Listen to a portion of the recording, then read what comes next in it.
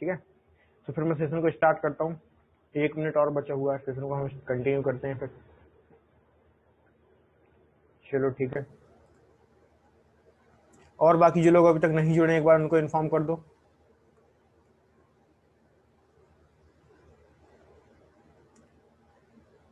तो फिर स्टार्ट करें अपनी क्लास को। चलो ठीक है, देखो हमारी क्लास का टाइम हो गया है, हम स्टार्ट करते हैं। तो देखो कोशिश करेंगे कि आज हमारे 2 टॉपिक कंप्लीट हो जाएं और हम जल्दी से जल्दी अपने सिलेबस को भी कवर कर पाएं ताकि हम आगे की चीज़ों को समझ सकें अच्छे तरीके से। ठीक है, तो चलिए कंटिन्यू करते हैं अपन लोग आगे। तो देखो सभी लोगों को अपनी स्क्रीन पर दिख रहा होगा कि मैं आज की क्लास में क्या पढ़ाने वाला हूँ। आज मैं आप लोगों को टेंस पढ़ाने वाला हूँ। ठीक है, तो टेंस के कुछ इंपॉर्टेंट कॉन्सेप्ट हैं वो मैं आपको यहाँ पे बताऊंगा आज की क्लास में। और कमेंट्स करके आप लोग मुझे बता सकते हैं, अगर कोई भी चीज़ आपको समझ में नहीं आती है तो आप मुझसे पूछ भी सकते हैं। ठीक है, कमेंट करके आप मुझे यहाँ पे बताते रहें। सेशन को कंटिन्यू कर रहा हूँ मैं। ठीक है, तो चलिए देखिए समझते हैं हम लोग अब ये टेंस एक्चुअल में क्या चीज़ है और क्यों हमें इसे पढ़ना चाहिए। तो देखो कोई सा भी मतलब किसी भी लैंग्वेज की हम बात करें, किसी भी भाषा की बात करें, तो इसमें जो टेंस होता है ना, टेंस का काफ़ी इंपॉर्टेंट रोल होता है। ठीक है, टेंस मतलब क्या है? टेंस मतलब टाइम, सिंपली भाषा में आप समझो। अब ये टेंस जो वर्ड है इसकी उत्पत्ति कहाँ से हुई? तो लैटिन भाषा का एक वर्ड होता है टेम्पस। ठीक है, तो इस टेम्पस वर्ड से ही बना है क्या? टेंस। वो टेंस का मतलब क्या होता है? टेंस का मतलब होता है टाइम, मतलब कुल मिलाकर मैं यहाँ पे समय की बात करूंगा। ठीक है, तो टेंस मतलब क्या होता है? समय। मतलब आप कोई भी क्रिया कर रहे हैं, कोई भी काम कर रहे हैं, तो वो किस समय पर कर रहे हैं ये बताने के लिए आपके पास क्या है, कैसे आप एक्सप्रेस करोगे आप कौन सा काम कर रहे हो, तो वो होता है टेंस। ठीक है, तो चलो फिर अपन आगे इसको समझते चलते हैं कि टेंस एक्चुअल में क्या चीज़ है और हमें क्यों इसे पढ़ना चाहिए और एग्जाम में किस तरीके से क्वेश्चन बनेंगे। ये काफ़ी इंपॉर्टेंट क्वेश्चन हो जाता है हमारे लिए। ठीक है, चलिए देखते हैं फिर अपन लोग। तो सबसे पहला हमारे पास क्या है? Present tense. तो हम यहाँ पे प्रेजेंट टेंस को डिस्कस करेंगे। अब प्रेजेंट टेंस में भी कौन सा डिस्कस करेंगे? सबसे पहले हमारे पास है प्रेजेंट सिंपल। ठीक है, और इसको एक नाम से और जाना जाता है, इंडेफिनाइट। ठीक है, तो इंडेफिनाइट भी होता है। ठीक है, सिंपल या इंडेफिनाइट दोनों एक ही चीजें हैं। ठीक, कोई भी कंफ्यूजन होता है तो बताते रहें मुझे। ठीक, अब आपको ये पता होना चाहिए इसका फॉर्मूला क्या है। फॉर्मूले तो यार देखो बेसिक चीज है और ये सभी को पता होने चाहिए। ठीक है, वो कैसे? तो चलिए देखते चलते हैं अपन लोग। फॉर्मूला क्या है हमारे पास? Subject plus V1 plus SES plus object. तो ये आपका स्टैंडर्ड फॉर्मूला है। ये किसी किसी बुक में आपको अफर्मेटिव नाम से मिलता है, किसी किसी बुक में आपको असर्टिव नाम से मिलता है, किसी किसी में पॉजिटिव मिलता है, किसी में डिक्लेरेटिव मिलता है। ठीक है, तो ये सभी एक ही बात है। ठीक है, एक ही फॉर्मूला हमारे पास होता है। आगे बढ़ते हैं हम लोग। इसका नेगेटिव फॉर्मूला क्या होगा? तो जब भी मुझे नेगेटिव बनाना होगा तो मैं क्या करूंगा? यहाँ पे डू डज का यूज करूंगा, सब्जेक्ट के बाद में डू डज और उसके बाद नॉट का यूज करूंगा। तो मेरा जो नेगेटिव फॉर्मूला बन जाएगा वर्ब का फर्स्ट फॉर्म रहेगा और ऑब्जेक्ट रहेगा। ठीक है, तो ये क्या है? आपका नेगेटिव फॉर्मूला है। इसी तरीके से अगर मुझे इसका प्रश्नवाचक सेंटेंस बनाना है, प्रश्नवाचक मतलब इंट्रोगेटिव बनाना है, तो मैं क्या करूंगा? डू डज को सब्जेक्ट से पहले पुट करूंगा, बाकी जो रिमेनिंग फॉर्मूला है वो वैसा का वैसा मैं पुट करूंगा। मतलब देखो आपको यहाँ पर स्मार्ट वर्क करना है, आपको रटना कुछ भी नहीं, जस्ट डू स्मार्ट वर्क। बस समझते चलो कॉन्सेप्ट क्या है। कॉन्सेप्ट एक बार समझ में आ गया तो ऐसा कोई सा भी टेंस नहीं जिसका फॉर्मूला आपको अलग से याद करना पड़े। ठीक है, तो देखो कैसे। अब सपोज दैट मान लीजिए मैं यहाँ पे आपको प्रेजेंट सिंपल टेंस पढ़ा रहा हूँ तो मैं हेल्पिंग वर्ब क्या यूज कर रहा हूँ यहाँ पे? डू या डज। अगर मान लीजिए मैं यहाँ पे पास्ट सिंपल टेंस पढ़ाता तो क्या यूज करता? डिड का यूज करता। अगर मैं फ्यूचर सिंपल टेंस पढ़ाता तो क्या यूज करता? विल या फिर शैल का यूज करता अकॉर्डिंग टू रिक्वायरमेंट। तो मतलब मैंने एक फॉर्मूला याद किया और मेरे 3 फॉर्मूले कवर हो गए। इस तरीके से मुझे चीजों को समझते चलना है। ठीक है, फिर एग्जाम्पल के थ्रू समझते हैं। अब इसमें क्या हो जाएगा? आई टीच ऑन अड्डा 247 एवरी डे। तो मतलब मैं अड्डा 247 पर एवरीडे पढ़ाता हूँ, मतलब हर दिन मैं यहाँ पे पढ़ाता हूँ। ठीक है, तो ये मैंने ये सेंटेंस यहाँ पे लिया हुआ है। ठीक है, गॉट इट? ये बात समझ में आ रही? तो मतलब आई मेरा सब्जेक्ट क्या है? आई सब्जेक्ट यहाँ पे प्लूरल की तरह कंसीडर होता है। तो आई के साथ में यहाँ पे टीच के साथ एस और यस यूज मैंने नहीं किया है। अगर आई की जगह पे मैं ऐसा लिख दूं ही, तो क्या हो जाएगा? ही टीच ऑन अड्डा 247 एवरी डे। तो मतलब क्या हो जाएगा? फिर यहाँ पे टीच हो जाएगा, तो वर्ब के साथ एस और यस मुझे लगाना पड़ेगा। Got it? ठीक, चलो आगे बढ़ते चलते हैं। तो ये बताओ मुझे प्रेजेंट सिंपल टेंस क्लियर हुआ कि नहीं हुआ? प्रेजेंट सिंपल टेंस का फॉर्मूला आपको पता होना चाहिए और जो बेसिक चीजें वो भी आपको इसके बारे में पता होनी चाहिए। जैसे आप अपनी डेली रूटीन की बात करोगे तो जब भी आप डेली रूटीन की बात करोगे, जो चीजें सुबह से शाम तक आपकी लाइफ में होती हैं तो वो सभी की सभी प्रेजेंट सिंपल टेंस में बनती हैं। वो कैसे? अगर मैं बोलूँ कि मैं सुबह जल्दी उठता हूँ तो ये प्रेजेंट सिंपल टेंस है, ठीक है। कैसे बोलूंगा मैं? I get up early in the morning, ऐसे बोलूंगा मैं। अगर मैं बोलूँ कि वह रोज स्कूल जाता है तो he goes to school every day, तो इस तरीके से मैं बोलूंगा, ठीक है ना। तो ये बात सभी लोगों को समझ में आ रही ना? फिर मैं आगे बढ़ूँ? चलिए ठीक है। और अगर कोई भी प्रॉब्लम आती है, आप लोगों को कोई चीज़ समझ में नहीं आती है, तो आप लोग मुझे कमेंट करके बताते रहें, ताकि मुझे भी समझ में आता रहे कि हाँ भाई आप लोगों को समझ में आ रहा है, समझ में आ भी रहा है या नहीं आ रहा है, ठीक। आप लोग अपने मैसेजेस वगैरह यहाँ पर कर सकते हो ताकि मैं देख सकूँ सभी को, ठीक है।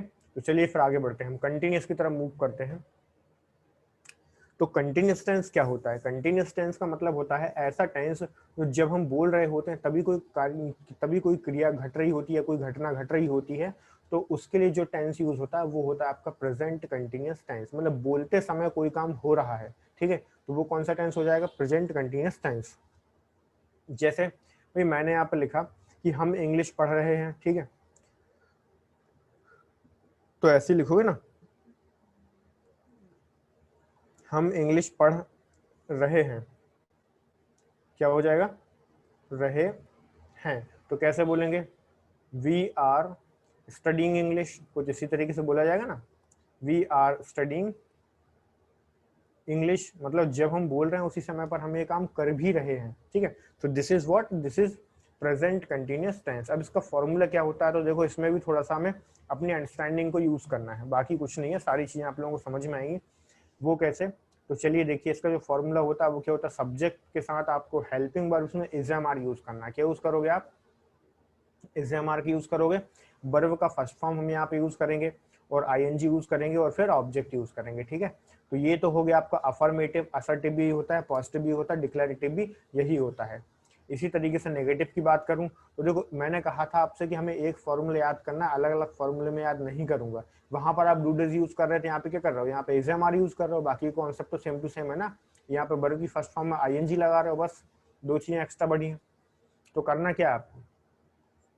इज एम आर के बाद में नॉट को प्लेस करना है, ठीक है।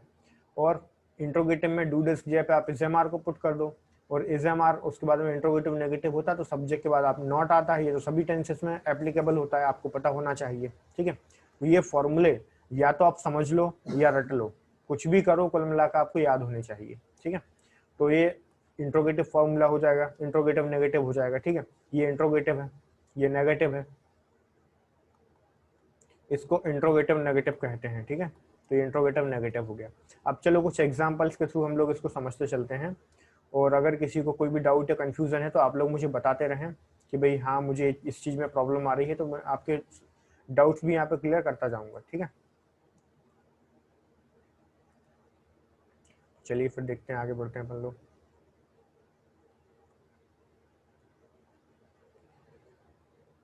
सो देखो भाई, हमने यहाँ पे एक एग्जाम्पल दिया हुआ है। एग्जाम्पल क्या है? एग्जाम्पल में हम यहाँ पे बोल रहे हैं I am reading a novel. मतलब क्या है? मैं एक उपन्यास पढ़ रहा हूँ। मतलब जिस समय पर मैं बोल रहा हूँ उसी समय पर मैं उस उपन्यास को पढ़ भी रहा हूँ। नोवेल का मतलब होता है यहाँ पे उपन्यास, ठीक है। तो I am reading a novel. इसी तरीके से नेक्स्ट सेंटेंस देखो, Ram is going office, going to office, ऐसा लिखो, Ram is going to office. तो यहाँ पे टू भी आपको लगाना पड़ेगा कि राम कहाँ जा रहा है?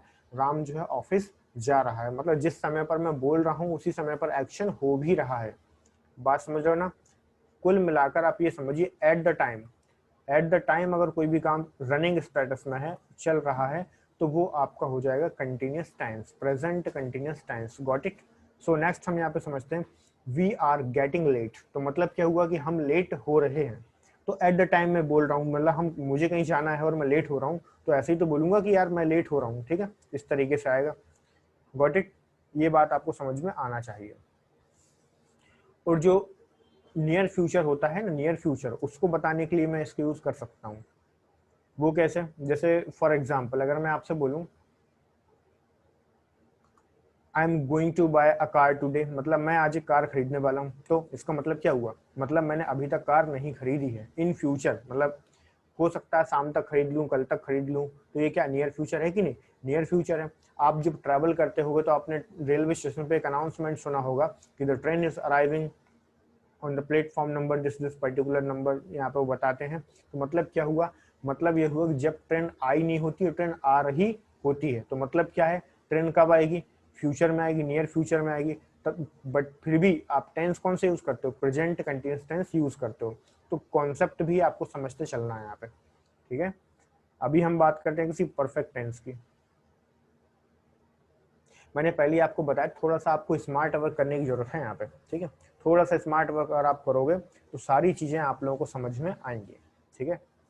क्योंकि फॉर्मूला हम बार बार याद नहीं करेंगे, फॉर्मूले को हम एक ही बार याद करेंगे। और अगर फॉर्मूला आपने एक बार याद कर लिया है तो सब कुछ आपको समझ में आएगा, ठीक है। चलिए फिर आगे बढ़ते हैं अपन लोग।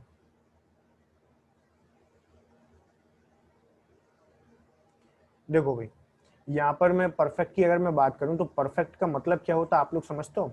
परफेक्ट का मतलब होता है कि ऐसी चीज बिल्कुल कंप्लीटनेस है, जो कंप्लीटनेस को बताए, किसको बताए, कंप्लीटनेस। मतलब एक ऐसी स्टेट में पहुंच जाना जिसमें आगे फर्दर कोई भी चेंजेस पॉसिबल ना हो या हम नहीं करना चाहते हो, ठीक है। परफेक्ट एक सुपरलेटिव की तरह काम करता है, ठीक है, जिसमें आगे फर्दर आप चाहकर भी कोई परिवर्तन नहीं कर सकते हो, ठीक है।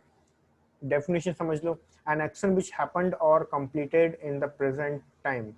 मतलब क्या है, ऐसा कोई भी काम जो स्टार्ट तो पास्ट में हुआ था बट कंप्लीट कब हुआ है, ये प्रेजेंट में एट द टाइम वर्तमान में ही कंप्लीट हुआ है। मतलब ये है कि कोई भी काम पास्ट में शुरू हुआ था और अभी अभी क्या है, अभी अभी ये कंप्लीट हुआ है, ठीक है। तो सभी लोग यहाँ पे जुड़ते जा रहे हैं, चलो बढ़िया है, धीरे धीरे करके लोग यहाँ पे बढ़ते जा रहे हैं। अगर आप लोगों को भी डाउट या कंफ्यूजन आता है तो आप लोग मुझे बताते रहें ताकि सबको समझ में आए, ठीक है। ठीक, आगे बढ़ते हैं हम लोग। तो देखो इसका जो फॉर्मूला होता है, इसका फॉर्मूला क्या होता है, फॉर्मूला इसका ये है, देखो सब्जेक्ट हैज हैव का यूज करोगे। देखो फिर से मैं आपको बता रहा हूँ, आपको एक फॉर्मूले से तीन तीन फॉर्मूले बनाना सीखना है। वो कैसे, तो देखो सब्जेक्ट फिर यहाँ पे मैं यूज कर रहा हूँ हैज और हैव का यूज कर रहा हूँ, वर्ब का थर्ड फॉर्म यूज कर रहा हूँ, यहाँ पे ऑब्जेक्ट यूज कर रहा हूँ, गॉट इट। उसके बाद नेगेटिव बनाऊंगा तो हैज नॉट या हैव नॉट यूज करूंगा, ठीक है। अगर मुझे इंट्रोगेटिव बनाना है तो हैज हैव को पहले पुट करूंगा, फिर यहाँ पे सब्जेक्ट आएगा, वर्ब का थर्ड फॉर्म आएगा, फिर यहाँ पे क्या आएगा, यहाँ पर फिर मैं ऑब्जेक्ट को पुट करूंगा। तो ये बन जाएगा आपका प्रश्नवाचक इंट्रोगेटिव। तो इसको क्या बोलूंगा मैं, प्रश्नवाचक वाक्य। ये नकारात्मक हो जाएगा, ठीक है, ये सकारात्मक हो जाएगा इस तरीके से। अब ये क्या है, ये प्रश्नवाचक नेगेटिव हो जाएगा, ठीक है। मतलब क्या है, इंट्रोगेटिव नेगेटिव इसको बोलते हैं हम लोग, ठीक है। तो ये फॉर्मूला है। इसी तरीके से अगर मान लीजिए मैं पास्ट परफेक्ट की बात करूंगा तो कुछ भी नहीं करना है आपको। जहां मैं हैज और हैव को पुट कर रहा हूँ ना, आपको क्या करना पड़ेगा, हैज और हैव की जगह पे यहाँ पे आपको हैड को पुट करना पड़ेगा, आपका पास्ट परफेक्ट टेंस बन जाएगा।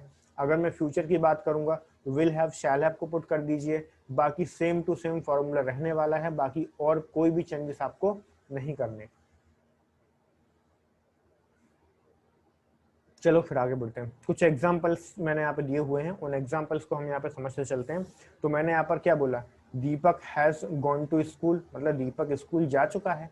तो ऑब्वियसली बात है दीपक यहाँ पे कुछ देर पहले तक था बट वो अभी यहाँ पे जा चुका है। तो वर्तमान में स्थिति क्या उसकी, वो यहाँ से जा चुका है। एक और देखो, he has filled a case. Case मतलब जो सामान रखने का एक बक्सा टाइप का होता है उसको बोलते हैं केस, ठीक है। तो उसने क्या है, अपना जो केस है उसको भर लिया है। अब इधर देखो, अभी हमारे पास नेक्स्ट है present perfect continuous tense. Present perfect continuous tense कौन सी घटनाओं को बताता है, तो बिल्कुल मातृभाषा में समझो, बहुत आराम से समझो। कोई ऐसी घटनाएं जो पास्ट में कभी शुरू हुई थी और अभी भी चल रही हैं, ध्यान रखिएगा। ऐसी घटनाएं जो पास्ट में कभी शुरू हुई थी और अभी भी चल रही हैं, तो उसको हम क्या बोलेंगे, उसको कौन से टेंस में बनाएंगे, तो उसको मैं बनाऊंगा प्रेजेंट परफेक्ट कंटिन्यूअस टेंस में। वो कैसे, एक एग्जाम्पल देखो, जैसे मान लो कि मैंने यहाँ पर देखा कि ये राहुल नाम का कोई व्यक्ति है, ठीक है। और मैं ऐसा बोलूंगा कि Rahul has been living in Delhi, ठीक है। Rahul has been living in Delhi since 2005। तो ये जो राहुल नाम का जो व्यक्ति है दिल्ली में कब से रह रहा, 2005 से। मतलब इसने काम शुरू कब किया था, पास्ट में, बट अभी काम रुक गया क्या, नहीं ना, तब भी रह रहा था, अब भी रह रहा है, गॉट इट। इसी तरीके से मैं आपसे बोलूं कि हम इंग्लिश कब से पढ़ रहे हैं, तो 1 बजे से हम लोग इंग्लिश पढ़ रहे हैं। तो तब से लेके अभी तक हम लोग क्या कर रहे हैं, पढ़ ही तो रहे हैं। आई होप कि आप लोगों को समझ में आ रहा होगा। कमेंट करके बताते रहें समझ में आ रहा है कि नहीं आ रहा।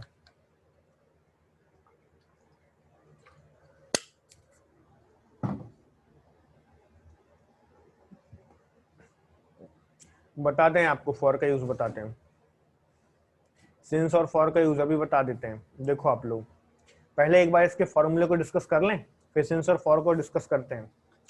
तो देखो इसका जो पॉजिटिव फॉर्मूला है, पॉजिटिव फॉर्मूला क्या बनेगा यहाँ पे, पॉजिटिव फॉर्मूला आपका बनेगा सब्जेक्ट हैज है, फिर been plus V1 plus ING plus object, ये आपका फॉर्मूला बनेगा।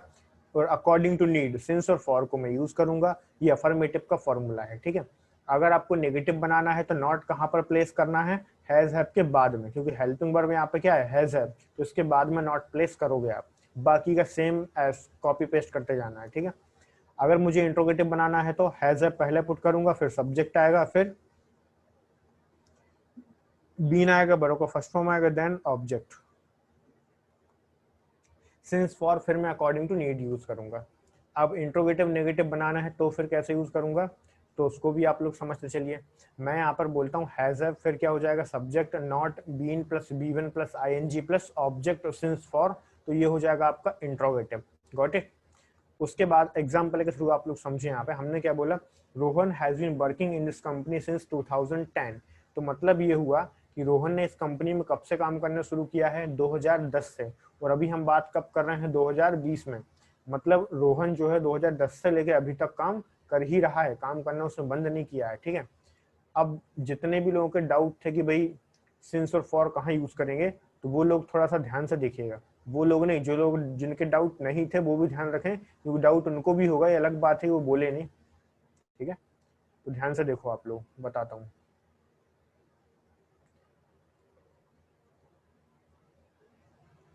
तो देखिए अगर मान लीजिए मैं यहाँ पे सिंस की बात करता हूँ, ठीक है, तो सिंस और फॉर में डिफरेंस क्या है इसको समझिए आप लोग।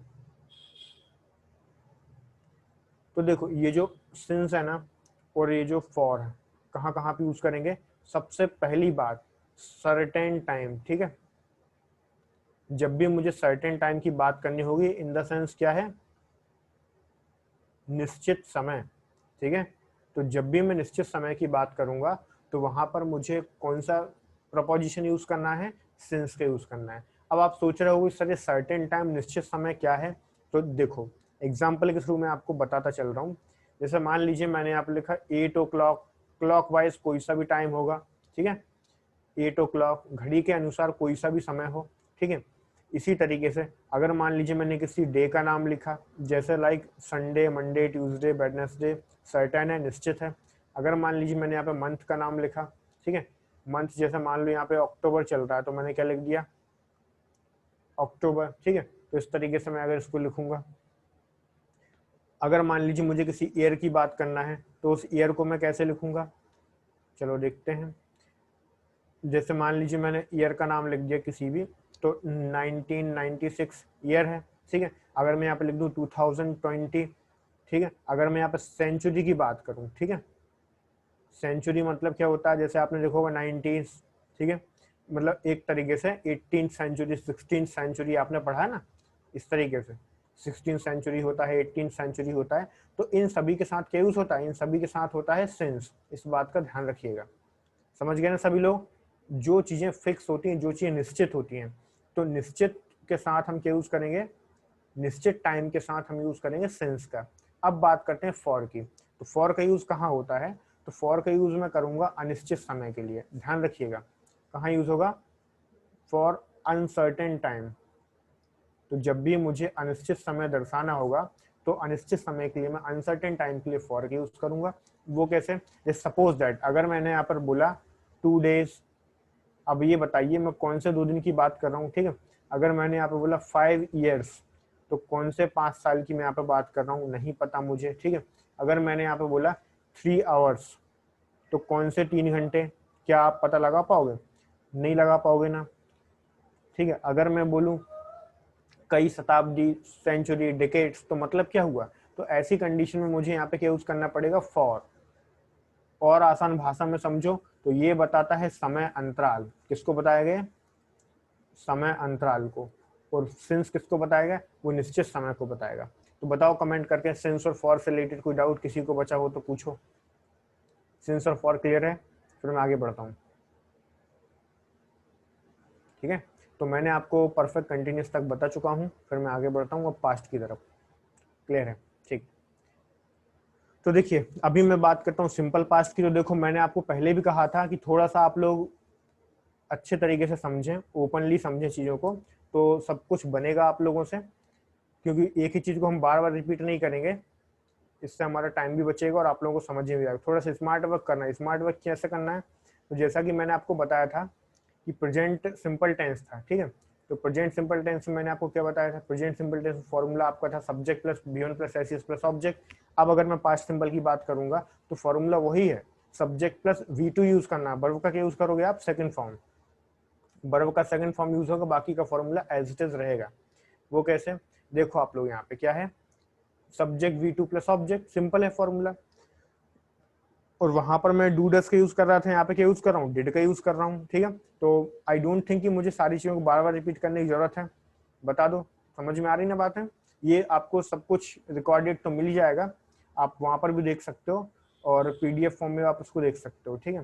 तो did plus subject plus V1 plus object, ठीक है।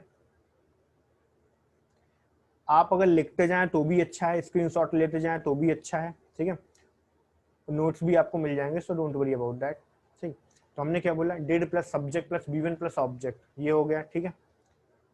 अब इसका इंट्रोगेटिव नेगेटिव फॉर्मूला क्या बनेगा, डिड को पहले पुट करेंगे, फिर सब्जेक्ट आएगा, फिर सब्जेक्ट के बाद नॉट आता है इंट्रोगेटिव नेगेटिव में, ध्यान रखिएगा आप लोग, ठीक है। और वर्ब का फर्स्ट फॉर्म, अगर आपसे पूछा है कि इसकी शॉर्ट फॉर्म बताओ, डिड नॉट, तो डिड नॉट की शॉर्ट फॉर्म क्या होती है, डिड नॉट की शॉर्ट फॉर्म होती है यहाँ पे डिडंट।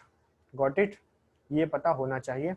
अब बात करते हैं कि भाई पास्ट सिंपल, इसको सिंपल क्यों बोला जाता है। सिंपल मतलब बिल्कुल साधारण, इसमें एडिशनल कोई भी चीजें नहीं है, एडिशनल कंफ्यूजन आप लोगों को नहीं होगा। वो कैसे, जैसे मान लीजिए कि मैंने पास्ट में कभी कोई भी काम किया था, मैं ये नहीं बता रहा कि मैंने पास्ट में कब किया था, मैं सिंपली बोल रहा हूँ कि यार मैंने ऐसा किया था।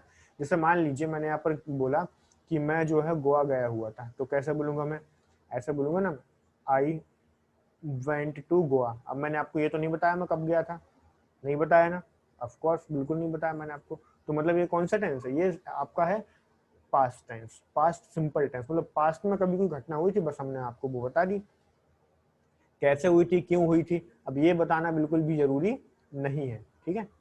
तो ये बात समझ पा रहे हो आप। एक और सेंटेंस देखो, मैंने यहाँ पे लिखा ही सोल्ड हिज बाइक। अब देखो उसने, हो सकता है पिछले महीने पिछले हफ्ते उसने अपनी बाइक बेच दी हो, क्योंकि लॉकडाउन में पैसे खत्म हो गए हो इसके, ठीक है। तो क्या है, पैसे खत्म हो गए तो क्या करेगा, अपनी बाइक इसने बेच दी, ठीक है। तो मतलब कब बेची मैंने ये नहीं बताया, बट पास्ट में कभी ऐसा कुछ हुआ, तो ये होता है पास्ट सिंपल टेंस, ठीक है। अगर मुझे इसका नेगेटिव बनाना होगा तो कैसे लिखूंगा मैं, he did not sell his bike, ठीक है। तो ये नेगेटिव हो जाएगा। नेगेटिव, अब इसका इंट्रोगेटिव बनाना होगा तो कैसे बोलूंगा मैं, did he sell his bike, ठीक है। और इसका इंट्रोगेटिव नेगेटिव बनाना होगा तो did he not sell his bike, ठीक है। क्वेश्चन मार्क लगाते रहना है। तो ये बात समझ आ रही है सभी लोगों को, अगर समझ में आती आ रही हो तो बता दिया हो कि हाँ सर क्लियर है, समझ आ गया है, फिर मैं आगे बढ़ता हूँ। तो ये तो आपको था क्या, कंटिन्यूस मतलब सिंपल टेंस, ठीक है। पास्ट सिंपल टेंस आपको क्लियर हो गया। अभी मैं आपको बताने वाला हूँ पास्ट कंटिन्यूस टेंस के बारे में। तो देखो मैंने आपको बताया था कि थोड़ा सा स्मार्ट वर्क करते जाओ। स्मार्ट वर्क कैसे करना है, आपको सारे फॉर्मूले याद नहीं करना, फिर से बता रहा हूँ, ये मैं आपको समझाने के लिए यहाँ पे थोड़ा थोड़ा डिस्कस कराता जा रहा हूँ। आपको सारे फॉर्मूले याद नहीं करना, आपको एक फॉर्मूले याद करना है, उसी में थोड़ा सा चेंजेस करते जाना है। याद करो, मैंने कुछ देर पहले आपको बताया था प्रेजेंट कंटिन्यूस टेंस, वहां पर मैंने बताया था कि इज एम आर लगेगा। अब आपको कुछ भी नहीं करना, जहां मैंने इज एम आर बताया था वहां वहां वॉज वर्ब पुट करते जाना, बाकी का काम खत्म, बस और कुछ नहीं करना है आपको, ठीक है। सेम कॉन्सेप्ट है, पूरा फॉर्मूला सेम टू सेम है। अब एक एक फॉर्मूले को मैं रटने नहीं बैठूंगा, ना आपको रटना है, ठीक है। तो थोड़ा सा स्मार्ट वर्क करिए, वहां इज एम आर था, यहाँ वॉज वर्ब है, तो बस इज एम आर को रिप्लेस कर दो वॉज वर्ब से, पास्ट कंटिन्यूस टेंस बन जाएगा। और पास्ट कंटिन्यूस टेंस कौन सी घटनाओं को बताता है, तो वो उन घटनाओं को बताता है जो पास्ट में कभी रनिंग स्टेटस में थी, ठीक है। जैसे मान लो यार, समझना कैसे, जो बहुत प्रैक्टिकली समझो आप लोग, रटना है ही नहीं, इंग्लिश में रटने लायक कुछ होता ही नहीं। अगर आप ऊपर से मतलब प्रैक्टिकली चीज़ों को समझते हो तो सब कुछ आपको बिल्कुल just like a child play, आप उंगलियों पर सारी चीज़ों को समझ सकते हो। ठीक है, वो कैसे? जैसे मान लीजिए कि मैं कल कहीं गया हुआ था और वहां पर कुछ बच्चे क्रिकेट खेल रहे थे। अब मैं कल की घटना आपको बताऊंगा तो कैसे बोलूंगा? मैं ऐसे ही बोलूंगा, मैं कल जब मैं मार्केट जा रहा था तो कुछ बच्चे क्रिकेट खेल रहे थे, तो मैं क्या बोलूंगा? When I was going to market some children were playing cricket, ऐसे ही बोलूंगा ना मैं। देखो लिख के बता दे रहा हूँ, when I was going to market, तो जब मैं मार्केट जा रहा था, फिर क्या बोलूंगा मैं? some children were playing cricket, तो कुछ बच्चे क्या कर रहे थे? क्रिकेट खेल रहे थे। तो मतलब मैंने आपको पास की कोई घटना बताई। आप ऐसा भी कह सकते हो कि भाई जब मैं कॉलेज जा रहा था तब वो मूवी देख रही थी। ठीक है, तो आ रही ना बात समझ? आपने क्या बताया? उस पुरानी घटना को बताया कि उस समय पर कोई चीज चल रही थी। आप डेली लाइफ में ऐसी चीजों को देखते होगे। ठीक है, फिर आगे बढ़ते हैं हम लोग। ये एग्जाम्पल्स मैं आपको पहले ही दे चुका हूँ। I was reading Harry Potter last night, तो कल रात को मैं हैरी पॉटर पढ़ रहा था। ठीक है, तो इस तरीके से सेंटेंस है। अभी मैं बात करता हूँ पास्ट परफेक्ट की, तो सेम एज, कुछ भी चेंजेस नहीं करना। जहां मैंने आपको प्रेजेंट परफेक्ट में बताया था कि मैं हैज हैव का यूज करूंगा, ठीक है, तो जहां मैंने हैज हैव बताया था वहीं आपको क्या यूज करना है? वहां पे आप रिप्लेस कर दो हैड से। ठीक है, तो सेंटेंस आपको करेक्ट हो जाएगा। चलो देखते हैं। पहले तो आप कॉन्सेप्ट समझ लो कि जो परफेक्ट टेंस है इसका काम क्या है। परफेक्ट टेंस एक ऐसा टेंस होता है जो उन घटनाओं को दर्शाएगा जो पास्ट में कभी एक घटना के होने से पहले दूसरी घटना ऑलरेडी खत्म हो चुकी थी। जैसे ये बताओ, आप सभी लोगों ने स्कूल में एक सेंटेंस सभी ने पढ़ा होगा कि मेरे स्टेशन पहुंचने से पहले ट्रेन जा चुकी थी। तो मतलब क्या हुआ? पहले आप स्टेशन पहुंचे या पहले ट्रेन जा चुकी थी? कमेंट करते जाओ, बताते जाओ, ताकि आप लोगों की अंडरस्टैंडिंग मुझे पता चलती रहेगी। हाँ, समझ पा रहे हैं हम लोग। सभी का इंटरेक्शन यहाँ पर होना चाहिए क्लास के अंदर हो तो ये बताओ, मैंने सेंटेंस बोला कि मेरे स्टेशन पहुंचने से पहले ट्रेन जा चुकी थी, तो ये बताओ पहले ट्रेन गई या मैं स्टेशन पहुंचा? ट्रेन जा चुकी थी, ऑब्वियसली बात है। तो जो घटना पहले हुई है उसको किस में लिखोगे? परफेक्ट टेंस में लिखोगे। तो ऐसे लिखूंगा ना, द ट्रेन, देखो यहाँ पे, the train had departed, screen तो सभी लोगों को दिख ही रही है। The train had departed before I reach the station, before I reached the station. तो मतलब ये हुआ कि पहले वाला जो सेंटेंस आप बनाओगे वो परफेक्ट टेंस में बनाओगे, तो दूसरा वाला बनाओगे जो पास्ट सिंपल टेंस में बनाओगे। तो जो घटना पहले होगी उसे पहले लिखा जाएगा, जो बाद में होगी उसे बाद में लिखा जाएगा। ठीक है, फॉर्मूला मैं बार बार नहीं बताऊंगा, पहले भी आप लोगों को कहा था कि आप एक फॉर्मूला याद करो, थोड़ा स्मार्ट वर्क करो, आपको सब कुछ समझ में आएगा। ऐसा कुछ भी नहीं जो आपसे नहीं बनेगा। ठीक है, तो सब्जेक्ट हैड है, जहां पर आपने हैज हैव यूज किया तो वहां पे क्या कर दो? हैड का यूज कर दो। कुछ कुल मिला के हैड यूज कर रहा हूँ मैं, बरो का थर्ड फॉर्म वहां पर भी था, यहाँ पर भी है। नॉट वहां पर भी था, यहाँ पर भी है। तो प्रेजेंट परफेक्ट टेंस में आपको बताया था, वही चीज मैं आपको पास्ट परफेक्ट टेंस में भी बता रहा हूँ, बस कॉन्सेप्ट बदल गया। कॉन्सेप्ट क्या बदला है? कॉन्सेप्ट ये बदला कि वहां पर मैंने आपको ये बताया था कि प्रेजेंट परफेक्ट टेंस उन घटनाओं को दर्शाता है जो पास्ट में शुरू हुई थी और वर्तमान में खत्म हो चुकी है। ठीक है, बट पास्ट परफेक्ट उन घटनाओं को दर्शाता है जो पास्ट में कभी शुरू हुई थी और पास्ट में ही खत्म हो गई थी, किसी दूसरी घटना के पहले खत्म हो चुकी थी। ठीक है, एक और एग्जाम्पल के थ्रू आप लोग समझने की कोशिश कीजिए। एक और बताता हूँ मैं। आपने ये भी बचपन से सुनते आए होंगे कि डॉक्टर के आने से पहले मरीज मर चुका था, तो क्या हो जाएगा? ऐसे ही बोलूंगा ना मैं, द पेशेंट, ऐसे बोलूंगा ना मैं, the patient had died before doctor arrived. तो मतलब क्या है? डॉक्टर आ नहीं पाया और डॉक्टर के आने से पहले जो पेशेंट था वो कौन सी कंडीशन में पहुंच गया था? तो पेशेंट परफेक्ट कंडीशन में पहुंच गया था। मतलब वहां से डॉक्टर आ जाए तो भी जिंदा थोड़ी कर देगा उसको, रिवाइव थोड़ी कर देगा। पबजी थोड़ी चल रहा है जो उसमें रिवाइव हो जाएगा। आ रही ना बात समझ में? बात समझ गए ना? तो मतलब ऐसी परफेक्ट का मतलब होता है एक ऐसी स्थिति जिसमें आगे फर्दर कोई चेंजेस पॉसिबल नहीं हो। इसीलिए ह्यूमन बीइंग के बारे में कहा जाता है कि nobody, no man is perfect, nobody is perfect. कोई भी व्यक्ति परफेक्ट नहीं होता है, कि उसमें कुछ ना कुछ चेंजेस की जरूरत होती है।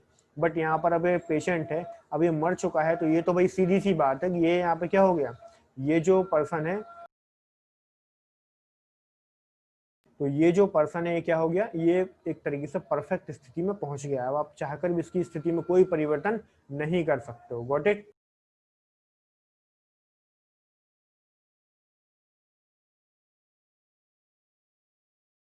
अब देखिए, अभी मैं आपको बताने वाला हूं क्या, पास्ट परफेक्ट कंटिन्यूअस टेंस के बारे में।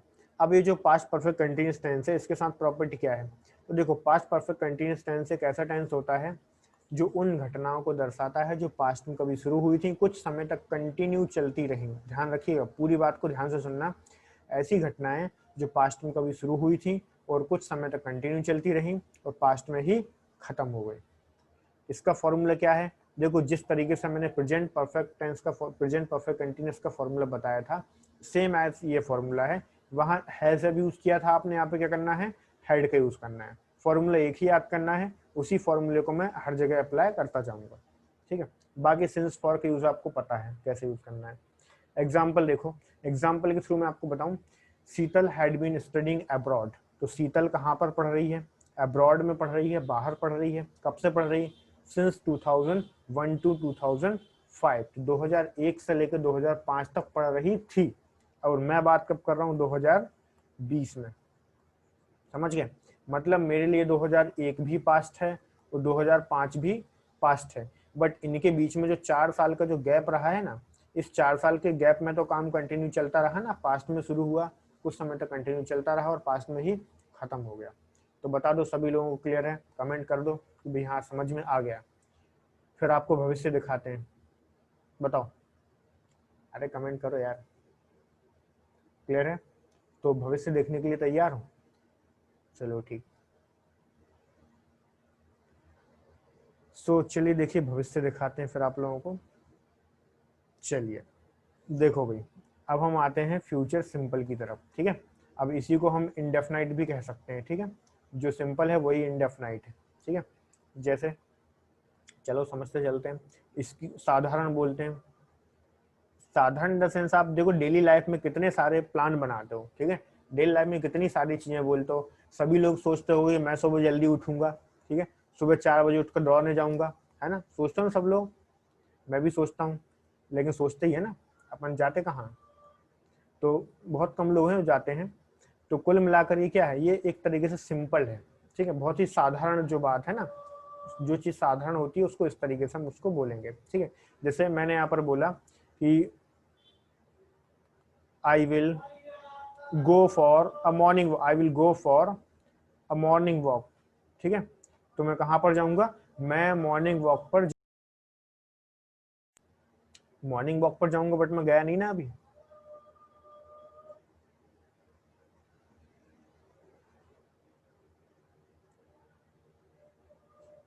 हाँ, कंटिन्यूस टेंस में यूज कर, देखो यार सिंस और फॉर क्या है, पहले आप सिंस और फॉर को एक बार उसकी इमेज को क्लियर कर लो दिमाग के अंदर।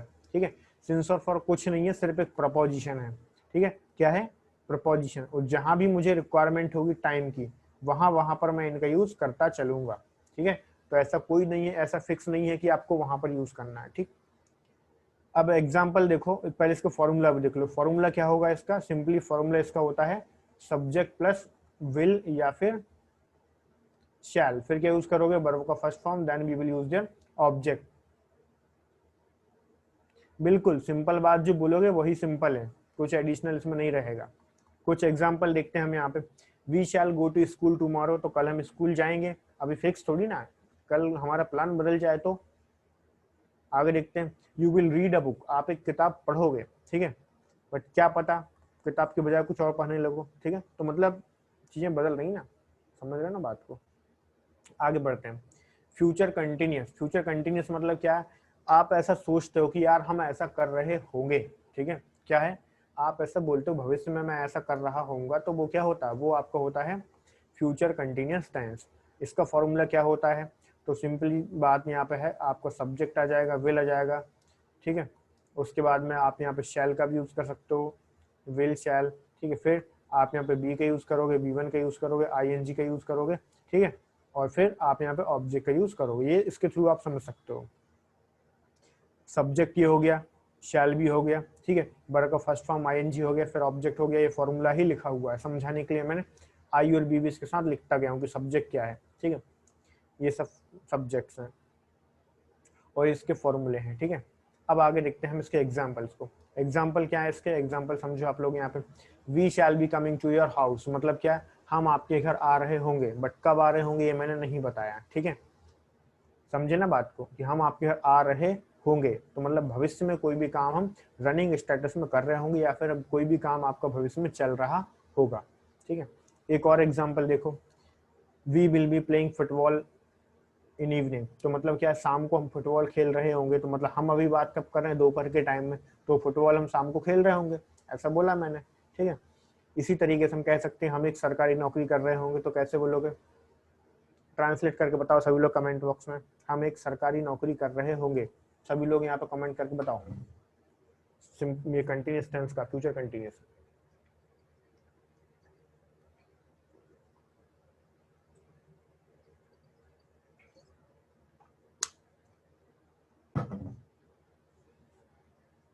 भाई सिंपली बात है यार, we will be doing a government job, simple है, ठीक है। We will be doing a government job, तो हमें गवर्नमेंट जॉब कर रहे होंगे, मतलब सभी लोगों को समझ में आ रहा है ना। बस इतनी ही बात थी जो मुझे समझानी थी, मतलब समझ गए सभी लोग, ठीक है। अभी मैं बात करता हूँ फ्यूचर परफेक्ट की। तो फ्यूचर परफेक्ट में क्या होगा, जैसे हिंदी में क्या बोलते हो आप, चुका होगा, चुकी होगी, इस तरीके से बोलते हो, नहीं बोलते हो। चुका होगा कि भाई इस समय तक ऐसा काम हो चुका होगा, ठीक है। तो चलो सेंटेंस इसको समझते चलते हैं इसके। सब देखो फॉर्मूला एक ही है, पहले भी आपको बता चुका हूँ। जहां आपने प्रेजेंट परफेक्ट टेंस में हैज हैव यूज किया था, यहाँ पर कुछ भी नहीं करना है, विल हैव या शैल हैव लगा दो, बाकी फॉर्मूला सेम टू सेम है, ठीक है। Will have shall have put करना है बस, और कुछ नहीं करना। फिर मैं आगे बढ़ता हूँ। अब कुछ सेंटेंस के थ्रू समझ लो आप, इजिली आप लोगों को समझ में आ जाएगी बात।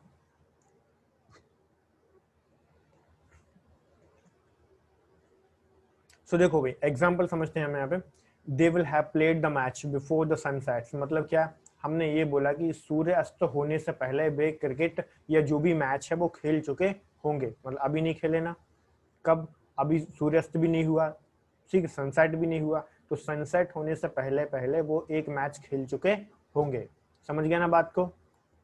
आप भी ऐसा कह सकते हो कि भाई 3 बजे से पहले पहले हम अपनी क्लास खत्म कर चुके होंगे, ठीक है, इस तरीके से। नेक्स्ट देखो, I shall have read my book before you come, मतलब आपके आने से पहले मैं अपनी किताब पढ़ चुका होऊंगा, मतलब भविष्य की बात बता रहा हूँ मैं, या आप आ नहीं पाओगे उससे पहले मैं अपनी किताब को खत्म कर दूंगा, ठीक है। तो ये भी समझ में आ गया होगा। जैसे ही कोई टेंस पूरा हो जाता है तो समझ में आ जाता है तो यस कर दिया करो, नहीं आता है तो नो कर दिया करो कि नहीं आया, ठीक है। अब चलो देखो कुछ एग्जांपल्स मैंने यहाँ पे दिए हुए हैं, अब मुझे बताओ आप क्या करोगे इसमें। 81 क्वेश्चन नंबर 81 जो है ये पेपर की कटिंग है सीधे के सीधे, आप लोगों को जो एग्जाम में क्वेश्चन आते हैं ना उसी टाइप से क्वेश्चन है, कि आप सोच रहे होगे भाई इतनी देर से पढ़ाया जा रहा है पढ़ाया जा रहा है, इसका यूज क्या है। तो देखो भाई यूज आपके सामने है, फटाफट आंसर कर दो मुझे। 3 क्वेश्चन आपके यहाँ पे दिए हुए हैं, लिख के बोलो कि 81 का ए, 82 का बी, 83 का सी, इस तरीके से लिख के बताओ, नहीं तो ऐसे पता नहीं चलेगा कौन से का आंसर कर रहे हो आप लोग। ठीक है 81 का ए दे रहा हूँ, ठीक है देखते हैं आगे देखते हैं।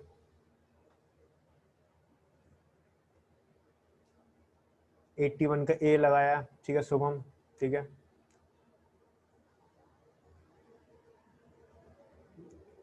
रियल 81 का ए,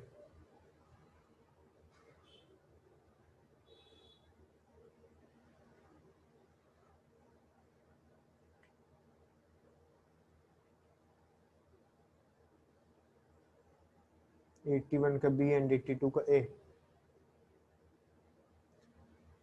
तो देखो भाई ऐसा है, चलो सभी लोगों के आंसर आ रहे हैं, बहुत अच्छी बात है, बट सभी लोग यहाँ पे थोड़ा सा ध्यान दें, थोड़ा सा आप लोगों को ध्यान देने की जरूरत है, क्योंकि ये टेंस कौन सा आ रहा है यहाँ पे बोलो। टेंस पहचान आना चाहिए सबसे पहली बात। अगर आप टेंस पहचान पा रहे हो तो मतलब सही है। मुझे टेंस का नाम लिख के बता दो सर ये टेंस है। 81, तो देखो भाई ये परफेक्ट टेंस है, कौन सा है, प्रेजेंट परफेक्ट है। तो इसमें अब कौन सी वर्ब की थर्ड फॉर्म आती कि नहीं आती बोलो। वर्ब की थर्ड फॉर्म में यूज करूंगा, तो स्ट्राइक ये तो हो गया B1, मतलब जितने लोगों का आंसर ये था वो गलत हो गया, ठीक है। स्ट्रक ये कोई बात नहीं हुई, ठीक है, ये V2 में कंसीडर कर सकते हो आप इसको, ये भी आपका क्या है V2 है, बट ये stricken, this is your V3, third form है। तो मतलब आपका आंसर क्या होगा यहाँ पे, स्ट्राइकन होना चाहिए, तभी सेंटेंस आपको करेक्ट होगा। तो मतलब आपका करेक्ट आंसर यहाँ पे क्या बनेगा, सी बनेगा, सी हो जाएगा, ठीक है। तो करेक्ट आंसर आपका सी है। चलो तो मूव करते हैं अपन अब 82 पे, ठीक है। तो 82 के बारे में बताओ क्या होगा। दे हैव, बोलो क्या होना चाहिए फिर अपन का, क्या आंसर लगाएं यहाँ पे।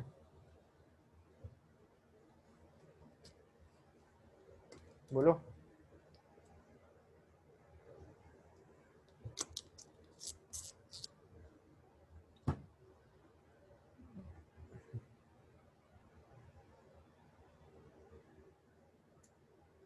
दे हैव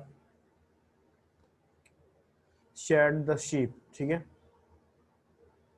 शोन, शेयर या फिर शेयर। सिंपली बात है, सभी लोगों के यहाँ पर करेक्ट आंसर आ रहे हैं, यही आपको करेक्ट आंसर ये, ठीक है। तो शेयर द शीप। अब आगे बढ़ते हैं 83। तो 83 बताओ, 83 सर्वेश यादव कौन से क्वेश्चन का, 83 का, नीलेश कुशवाहा, ठीक, 83 का ए।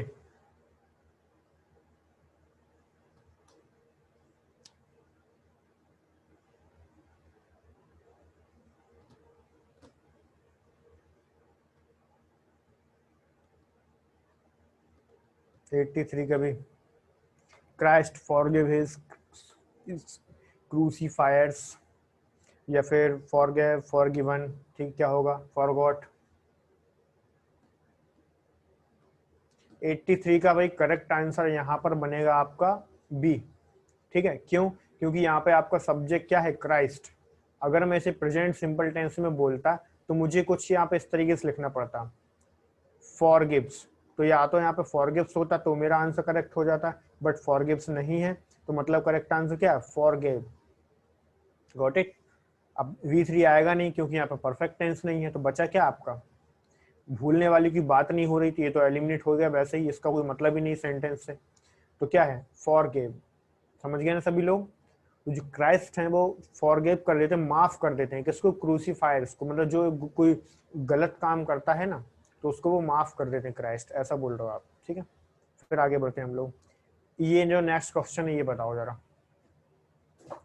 ये जो नेक्स्ट क्वेश्चन है दूसरे पेपर का है, read the each sentence to find out whether there is any grammatical error in the sentence. क्या सेंटेंस में कोई ग्रामेटिकल एरर है, तो आंसर बताओ।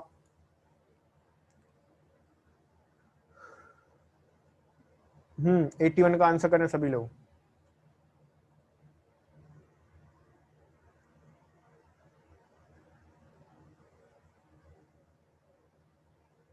तो सभी लोग समझ पा रहे हो ना, 81 यार, क्या सब लोग परेशान हो गए हो क्या क्वेश्चन सॉल्व कर करके, अभी 4-5 क्वेश्चन तो कराए हैं। सी सी, चलो बहुत लोगों के आंसर सी आ रहे हैं, ठीक है।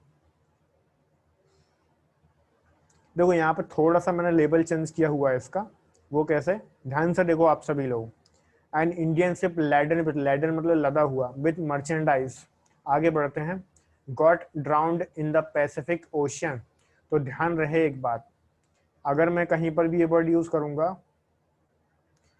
ड्रॉन, इसका मतलब क्या होता है, डूबना, ठीक है। क्या होता है इसका मतलब, डूबना। मतलब कोई लिविंग बीइंग अगर डूबेगा, क्या डूबेगा, लिविंग बीइंग, जैसे कोई पर्सन डूबेगा तो उसको बोलेंगे ड्राउन। बट अगर कोई निर्जीव वस्तु डूबेगी तो उसके लिए क्या यूज करोगे आप, उसके लिए आप यूज करोगे सिंक। क्या वो यूज करोगे, सिंक, या फिर सैंक, या फिर संक। ये होता है V1, ये होता है V2, ये होता है V3। तो आपको क्या चाहिए, गॉट तो ऑलरेडी है, तो फिर आप क्या करोगे, गॉट, यहाँ पे संक यूज कर दो आप, पैसे में जा रहा पूरा सेंटेंस, तो क्या यूज करोगे, संक का यूज करोगे आप, ठीक है। निर्जीव वस्तु अगर डूबती है तो उसके लिए संक का यूज होता है, ध्यान रहे इस बात का। फिर आगे बढ़ते हैं हम लोग। तो चलिए देखिए, अभी कुछ इंपॉर्टेंट रूल्स हैं जो मैं आपको बताने वाला हूं, तो इन रूल्स को जरा समझते रहें आप लोग, ठीक है। चलिए देखते हैं अपन लोग। तो देखो रूल नंबर 1 क्या है, रूल नंबर 1 को ध्यान से समझिए, ये रूल आपके बहुत काम आने वाले हैं एग्जाम में, ठीक है। कोई सा भी एग्जाम दो आप, सभी एग्जाम्स में बहुत ही इंपॉर्टेंट रोल है इन सबका। चलो देखो, in present indefinite sentences the number and the person of the subject play very important role. तो सीधी सी बात है, नंबर पर्सन बहुत ही इंपॉर्टेंट रोल अदा करते हैं यहाँ पे।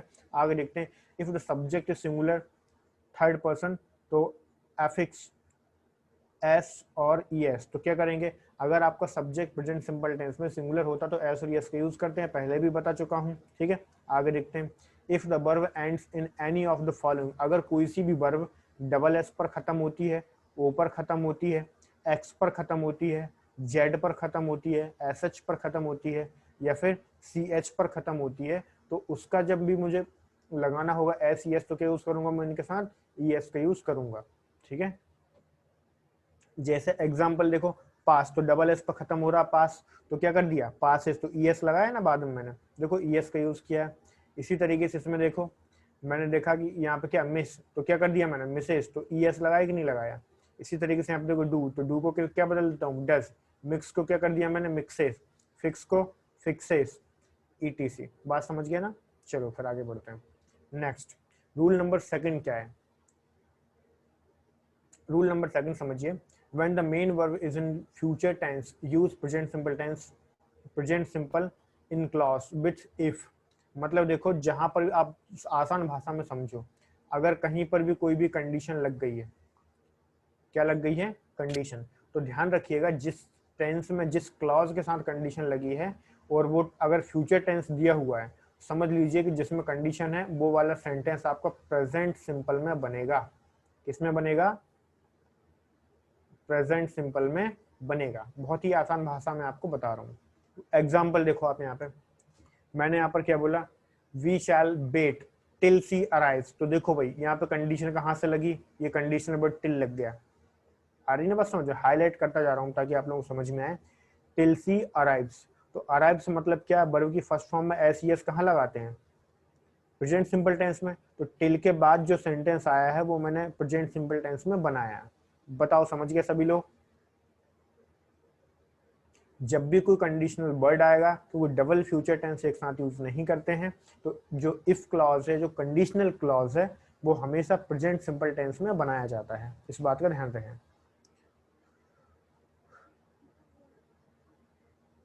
कहाँ गए सभी लोग,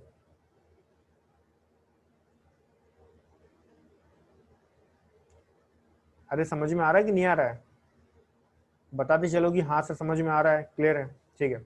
रूल नंबर 3 को हम यहाँ पे डिस्कस करते हैं। तो देखो यार, यहाँ पे कुछ रूल ऐसे हैं जो मैं आपको पहले बता चुका हूँ, तो इनको आप इजीली समझ सकते हो। तो देखो, present simple tense must be used instead of present continuous tense with verbs of perception. Verb of perception मतलब क्या होता है, जिसमें आपकी फीलिंग्स जुड़ी हुई होती हैं। तो जो वर्ब ऑफ परसेप्शन है, इसके साथ कॉन्सेप्ट क्या है उसको भी समझो। जैसे फील हो गया, हेयर हो गया, स्मेल हो गया। Verbs of cognition, verb of cognition जैसे बिलीव हो गया, नो हो गया, थिंक हो गया, ईटीसी। वर्ब्स ऑफ इमोशन, जिसमें आपके इमोशंस जुड़े होते हैं, लाइक होप हो गया, लव हो गया, हेट हो गया। Which can not be use normally in continuous tense. तो मतलब हर कहीं ग्रामर नहीं देखना है, ध्यान रहे, हर कहीं ग्रामर नहीं देखना है। ग्रामर के साथ साथ उसका कॉन्टेक्सचुअल मीनिंग पर भी मुझे वर्क करना है कि उसका एक्चुअल मीनिंग क्या आ रहा है। जैसे एग्जाम्पल भी मैंने यहाँ पे दिए हुए, देखो अब ये जो सेंटेंस है इनकरेक्ट है। इनकरेक्ट क्यों, we are seeing with our eyes. तो सीधी सी बात है यार, ये बताओ, आप कह रहे हो कि हम अपनी आंखों से देख रहे हैं, तो नॉर्मल डेज में क्या अपने कानों से देखते हो, नहीं ना, हमेशा आंखों से देखते हो। तो सीधी सी बात है कि ये क्या है, वर्ब ऑफ परसेप्शन है। तो मतलब आपको यहाँ पर क्या करना है, आपको इसे प्रेजेंट सिंपल टेंस में बनाना है। तो क्या करेंगे, we see with our eyes, तो मतलब हम अपनी आंखों से देखते हैं। आंखों से देख रहे हैं नहीं, मतलब वो तो अभी देख रहे हैं ना, पहले देखते थे ना बाद में देखते हैं, भाई हमेशा देखते हैं ना, तो प्रेजेंट सिंपल टेंस में आना चाहिए, बिल्कुल करेक्ट है। आगे देखते हैं, the water is feeling cold. Water generally आपको ठंडा ही फील होता है, ठीक है। तो द वाटर फील्स कोल्ड, तो वाटर जो है हमेशा कैसा फील होता है, ठंडा फील होता है, ठीक। आगे देखते हैं, but these words can be used in progressive form. In the following case, तो कुछ केस ऐसे भी जिसमें हम इसे कंटिन्यूस फॉर्म में यूज कर सकते हैं। वो कैसे? द सेशन जज इज हियरिंग और केस, हियरिंग यहाँ पे मीनिंग बदल गया। हियरिंग का मतलब यहाँ पे क्या होता है? सुनवाई। क्या है? सुनवाई। ठीक है। नेक्स्ट देखो, we are thinking of going to London. ठीक है, तो मतलब हम ऐसा सोच रहे हैं कि हम वहां पे जा सकते हैं, तो नियर फ्यूचर की बात हो रही है यहाँ पे। आगे देखते हैं, I am seeing my lawyer today, मतलब क्या है? खोजना। यहाँ पे सीइंग का मतलब क्या हुआ? सीइंग का मतलब हो गया खोजना, मीनिंग बदल रहा है, ध्यान रखिएगा, देखना नहीं, खोजना है इसका मतलब। ठीक है, आगे देखते हैं, I am having some difficulties with this puzzle, तो मुझे इस पजल में कुछ प्रॉब्लम है, ऐसा बोला मैंने। तो चलो फिर रूल नंबर 4 को डिस्कस करते हैं। One must not use adverb of past time. तो देखो मैंने आपको जब प्रेजेंट परफेक्ट टेंस बताया था तब भी बता रहा था कि कभी भी आप परफेक्ट टेंस के साथ, किसके साथ? परफेक्ट टेंस के साथ कभी भी आप पास्ट की किसी भी वर्ड का, किसी भी एडवर्ब का यूज नहीं करोगे। लाइक ना तो आप लास्ट का यूज करोगे, ना ही आप एगो का यूज करोगे। ठीक है, इस तरीके से, लाइक जैसे एगो हो गया, शॉर्ट वाइल एगो हो गया, ठीक है, लास्ट ईयर हो गया, लास्ट मंथ हो गया, तो इस तरीके के वर्ड आप बिल्कुल भी यूज नहीं करोगे प्रेजेंट परफेक्ट में। कुल मिलाकर इतना समझना है, जहां पर हैज हैव यूज हुआ है वहां पर लास्ट एगो या शॉर्ट वाइल एगो ऐसा कोई भी वर्ड यूज नहीं होगा। ठीक है, एग्जाम्पल के थ्रू आप लोग समझते चलिए। यहाँ पर मैंने दिया हुआ है, he has completed his book yesterday, तो यस्टरडे क्या है बताओ? पास्ट है कि नहीं? पास्ट का एडवर्ब है। जब काम आपने कल ही खत्म कर लिया था तो आपने हैज क्यों लगाया? जबकि मैंने हैज की प्रॉपर्टी क्या बताई थी आपको? ऐसी घटनाएं जो पास्ट में शुरू हुई थी बट अभी अभी खत्म हुई है, बट ये तो कल ही खत्म हो चुकी है, तो मतलब यहाँ से हैज को आपको रिमूव करना पड़ेगा, सेंटेंस आपका करेक्ट हो जाएगा। नेक्स्ट देखो, we have met 3 days ago, मतलब क्या? हम 3 दिन पहले मिले थे, तो फिर आपने एगो लगा दिया, तो हैव हटा दो, सेंटेंस करेक्ट हो जाएगा। बताते चलो भाई, समझ आ रही बातें कि नहीं आ रही? जो मैं यहाँ पे बताता जा रहा हूँ आपको, बहुत ही इंपॉर्टेंट चीजें बता रहा हूँ सभी लोगों को, गोल्डन रूल्स हैं ये, समझ लो आप। अगर आप सीजीएल के एग्जाम में भी बैठोगे ना तो भी बनेगा सब कुछ, तो सभी एग्जाम्स में आते हैं सब। रूल नंबर 5 को हम यहाँ पे डिस्कस करते हैं। चलो देखो, if 2 or more actions took place in sequence, मतलब 2 घटनाएं अगर सीक्वेंस में होती हैं एक के बाद एक, मतलब we use simple past to denote actions, तो क्या करेंगे हम? सिंपल पास्ट टेंस का यूज करेंगे उन घटनाओं को बताने के लिए, या फिर आप परफेक्ट टेंस का यूज भी कर सकते हो, तब भी करेक्ट है। जैसे अभी मैंने आपको एक एग्जांपल दिया हुआ था, सेंटेंस देखो, he switched on the light before he open the door, मतलब क्या है? पहले उसने लाइट ऑन करी फिर दरवाजा खोला। ठीक है, बट ये कैसे हो गया? ठीक है, चलो देखते हैं अपन यहाँ पे। The train started just before I reach the station, तो मतलब क्या? जो ट्रेन है स्टार्ट हुई थी मेरे पहुंचने से पहले। दोनों घटनाएं मैंने पास्ट सिंपल टेंस बनाई, अगर मैं चाहूँ तो इसको परफेक्ट में भी बना सकता हूँ, तो भी करेक्ट है। चलो हटाओ, आगे बढ़ते हैं, फिर ये तो समझ में आ गया सभी लोगों को। रूल नंबर 6, तो अपन रूल नंबर 6 को यहाँ पे थोड़ा सा डिस्कस करते हैं हम। रूल नंबर 6 क्या बोलता है? तो चलिए देखिए आप लोग यहाँ पे, the use of simple past tense with wish और इफ। तो देखो सीधी सी बात ये है कि जब भी आप अनरियल कॉन्सेप्ट्स की बात करते हो या इमेजिनेशन की बात करते हो, इमेजिनेशन समझते हो आप लोग? भाई जो इमेजिनेशन होता है ना, जैसे आप बोलते हो काश ऐसा होता, काश वैसा होता, ठीक है, आप बोलते हो काश में अमीर होता, तो कैसे बोलोगे? ऐसे ही बोलोगे ना, I wish, I wish I were rich. ठीक है, तो ऐसा आप बोलते हो कि काश में रिच होता, काश में अमीर होता, आई वर आ रिच। ठीक है, ये सीधा सा बोलो, आई वर रिच, मैं अमीर होता। तो ऐसी कंडीशन में आपको एक बात याद रखनी है कि हमेशा और हमेशा सभी सब्जेक्ट के साथ किसका यूज करोगे आप? वर का यूज करोगे। ध्यान रखिए, देखो मैंने वर का यूज किया, जनरली आई के साथ वॉज का यूज होता है, बट मैं यहाँ पे वर का यूज क्यों कर रहा हूँ? बिल्कुल शुभम, ख्याली पुलाव जो पकाते रहते हो ना, काश ऐसा होता, काश वैसा होता, करना कुछ नहीं, बस होता। ठीक है, तो हम लोग क्या, वी आर इंडियंस, तो हम लोग सोचते बड़ी बड़ी बड़ी हैं बट करते कुछ नहीं, करने के टाइम पे हम लोग थोड़ा सा डल हो जाते हैं। ठीक है, ये सभी के साथ एप्लीकेबल होता है। अब यहाँ पे देखो, हम यहाँ पे क्या बोल रहे हैं? I wish I were a millionaire, मतलब क्या हुआ कि मैं मिलेनियर नहीं हूँ, मैं बस इच्छा ही कर रहा हूँ कि मैं मिलेनियर होता, बट मिलेनियर में एक्चुअल बात है कि मैं मिलेनियर नहीं हूँ। अगर मिलेनियर होता तो बोलता थोड़ी ना। ठीक है, आगे देखो, I wish I were a queen, हालांकि मेरी ऐसी कोई इच्छा नहीं है, मतलब ये जिसने सेंटेंस की बात, जिसके लिए सेंटेंस की हम बात कर रहे हैं, तो उसकी इच्छा है कि वो क्या है, वो एक रानी होती। आ रही बात समझ में? बट कहने का मतलब क्या है, मैं कोई रानी नहीं हूँ। ठीक है, आगे देखते हैं। इफ आई ओनली न्यू हर, काश सिर्फ मैं उसे जानता, बट आई डोंट नो हर, मतलब मैं उसे नहीं जानता। कई बार आपके दिमाग में वैसे ख्याल आते हैं कि यार काश मैं उसे जानता, बट नहीं जान पाते ना, ख्याल करने से थोड़ी कुछ होता है। ठीक है, मेहनत भी करनी पड़ती है। तो चलो आगे बढ़ते हैं फिर हम लोग, यहाँ तक सभी लोगों को समझ में आ गया।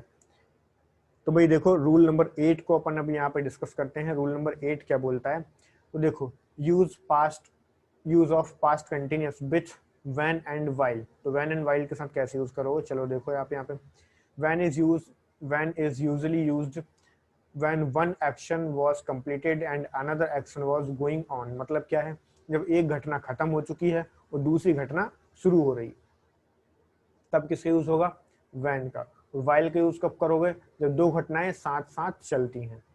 तो वो कैसे, चलो देखते हैं। देखिए, व्हेन ही अराइव, जब वह आया, his wife was washing her cloth. जब वह आया तो उसकी वाइफ जो है उसके कपड़े धो रही थी। He was very lucky. His wife, अरे नहीं यार, उसकी नहीं, उसके नहीं, अपने ही कपड़े धो रही थी। देखो, हर क्लॉथ मतलब ये अनलकी ही था। ठीक है, तो अपने खुद के कपड़े धो रही थी वो। ठीक है ना, आगे देखते हैं। When she went to Banaras, she bought a sari. मतलब क्या, जब वो बनारस गई थी तो क्या किया था उसने, एक साड़ी खरीदी थी। समझ गया ना। अब बात करते हैं वाइल की। तो वाइल क्या बताता है, अ पीरियड, अंतराल। वाइल आई वॉज टीचिंग, मतलब जब मैं पढ़ा रहा था। I put through my best, तो मतलब पढ़ाते समय मैं दो काम करता हूँ, कि मैं अपना बेस्ट से बेस्ट देने की कोशिश करता हूँ। मतलब दोनों काम इक्विवेलेंट चल रहे थे, मैं पढ़ा भी रहा हूँ और अपना अच्छा से अच्छा देने की कोशिश कर रहा हूँ। तो ये बात समझ में आ रही सभी लोगों को कि नहीं आ रही, ये बताओ, कमेंट करके बताओ फटाफट सभी लोग। बाकी बोर तो नहीं हो रहे हो, फिर आगे बढ़े हम लोग। थोड़ा सा और बचा हुआ है, इसको खत्म करते हैं। ठीक है, और उसके बाद में नया टॉपिक शुरू करेंगे। फिर आज हम दो टॉपिक खत्म कर लेते हैं, आर्टिकल भी आज हम खत्म कर लेंगे। ठीक है, चलो भाई देखते हैं। रूल नंबर 8 तक हो, रूल नंबर 9 को हम समझते हैं। Past perfect is used when we look back on earlier. ये मैं आपको पहले बता चुका हूँ। ठीक है, आप अगर वीडियो को बैक करके देखोगे तो सब समझ आ जाएगा। ये बता चुका हूँ, इसलिए मैं इसको थोड़ा आगे बढ़ाता हूँ। ठीक है, नेक्स्ट हम यहाँ पे देखते हैं। Past perfect is also used for an action which begin before the time of speaking. मतलब क्या, बोलने से पहले, in the past and which stopped sometime before the time of speaking। Example के थ्रू आप यहाँ पे देखो, एग्जाम्पल के थ्रू मैं आपको समझा देता हूँ।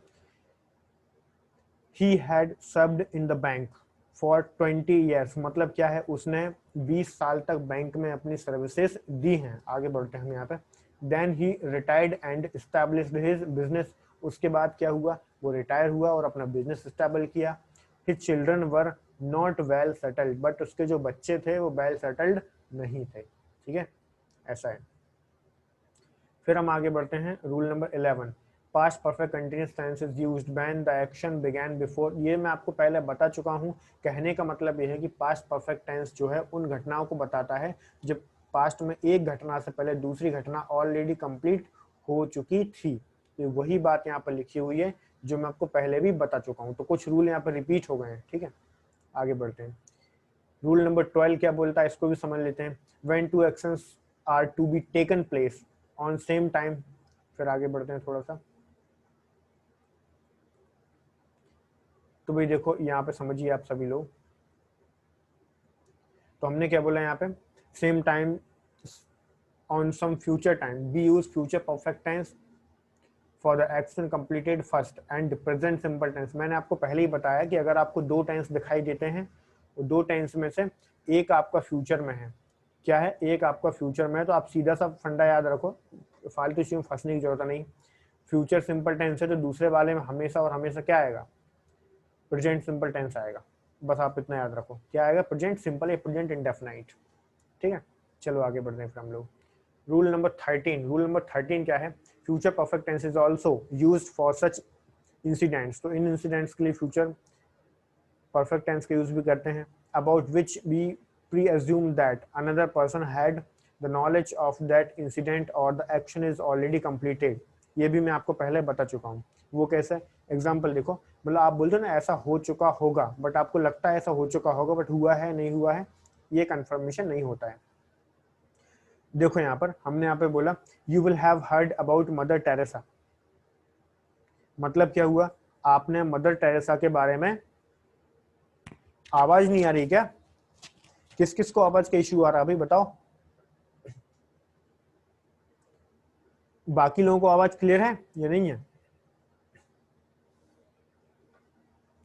तो देखो मैंने क्या बोला कि you will have heard about mother Teresa, मतलब क्या है, मैं आपसे बोल रहा हूँ कि आपने जो है मदर टेरेसा के बारे में सुना होगा, बट जरूरी तो नहीं कि सुना होगा, दोनों चीजें हो सकती हैं यहाँ पे। आगे देखते हैं, he will have read the newspaper so for, वह अब तक न्यूज़पेपर पढ़ चुका होगा, ठीक है। उसके बाद में ये कुछ क्वेश्चंस मैं आपकी स्क्रीन पर शो कर रहा हूँ, आप चाहो इनका स्क्रीनशॉट ले लो, ये आपके प्रैक्टिस के लिए, ठीक है, तो आप प्रैक्टिस कर लेना, और जो भी चीज जिसमें भी आपको प्रॉब्लम आए तो आप पूछ लेना फिर नेक्स्ट क्लास में, ठीक है। तो बताइए भाई, आज की क्लास में कोई कंफ्यूजन कोई डाउट हो तो बताओ, फिर मैं आगे दूसरा टॉपिक शुरू करता हूँ यहाँ पे, ठीक है। एक टॉपिक अभी हमारा और हो जाएगा, 2 घंटे की क्लास हम लोग यहाँ पे कर लेते हैं, इससे आपको सिलेबस भी कवर हो जाएगा और हम सारी चीजों को डिस्कस कर भी लेंगे।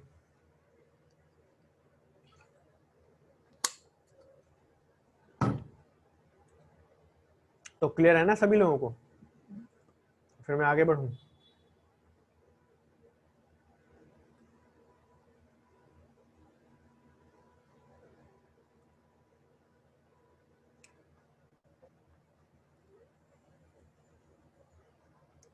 चलिए भाई, सभी को क्लियर है, तो नया टॉपिक शुरू करें। अरे इतने ही रूल हैं भाई, इतने सारे रूल करा दिए हैं। हाँ ठीक है, कोशिश करते हैं नोट्स आपको मिल जाएं। इतने सारे रूल्स आप लोगों को मैंने करा दिए हैं और आप लोग कह रहे हो कि इतने से रूल हैं, है ना। भाई रूल बहुत सारे हैं, इतने भी पढ़ोगे ना तो आपको समझ में आएगा कि कितना सारा हम लोग पढ़ चुके हैं, ठीक है। फिर आगे बढ़ते हैं हम लोग, चलो देखते हैं। तो अभी हम जो नया टॉपिक हम करते हैं, जो नया टॉपिक हमारा है वो है आर्टिकल का, तो आर्टिकल को हम यहाँ पे डिस्कस करते हैं, ठीक है।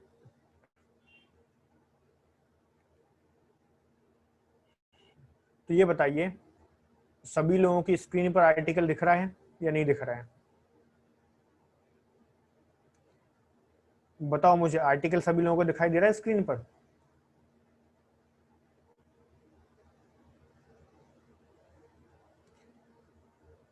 नहीं दिख रहा? एक सेकंड रुको जरा,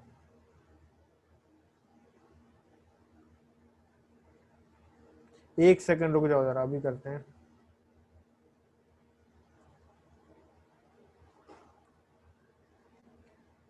अभी दिखेगा आप लोगों को आर्टिकल,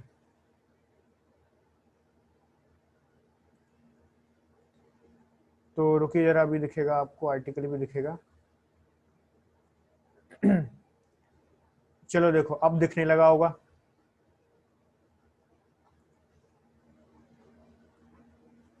अरे देखो एक बार फिर से देखो, दिखने लगा होगा।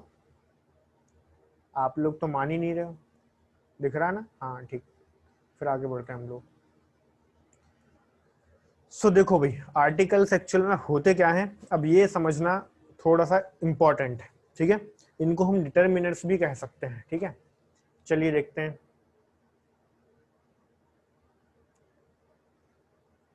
अब ये आर्टिकल का काम क्या है, तो देखिए, an article is a word और letter which is often used before a noun and tells about the certainty, मतलब निश्चितता या अनिश्चितता के बारे में बताएगा ऑफ दैट नाउन, ठीक है। आगे बढ़ते हैं। There are 2 types of article, तो हमारे पास कितने टाइप के आर्टिकल हैं, तो हमारे पास 2 टाइप के आर्टिकल होते हैं, ठीक है। वो कौन कौन से, चलिए देखते हैं अपन। सबसे पहला हमारे पास क्या है, इनडेफिनाइट आर्टिकल क्या है? इनडेफिनाइट आर्टिकल जो डिफाइन नहीं है, अनिश्चित भी कहते हैं हम इसको, ठीक है। ए और एन इन दोनों का मतलब क्या होता है? एक। इनका मतलब यहाँ पे होता है एक, तो ये बात आप लोगों को समझ में आनी चाहिए, ठीक है। और जो डेफिनेट आर्टिकल है, डेफिनेट आर्टिकल होता है द, इसको बोला जाता है निश्चित, ठीक है। ये कौन सा आर्टिकल है? निश्चित आर्टिकल ये होता है। Got it? फिर आगे बढ़ते हैं। तो सबसे पहला हम यहाँ पे लेते हैं इंडेफिनाइट आर्टिकल। तो इंडेफिनाइट आर्टिकल क्या है? ए और एन, ये आपका इंडेफिनाइट आर्टिकल होता है। चलो समझते हैं अपन लोग यहाँ पे। Indefinite articles are used to introduce new concept. तो कोई सा भी न्यू कॉन्सेप्ट होता है उसको दर्शाने के लिए मैं आर्टिकल का यूज करूंगा। वो कैसे?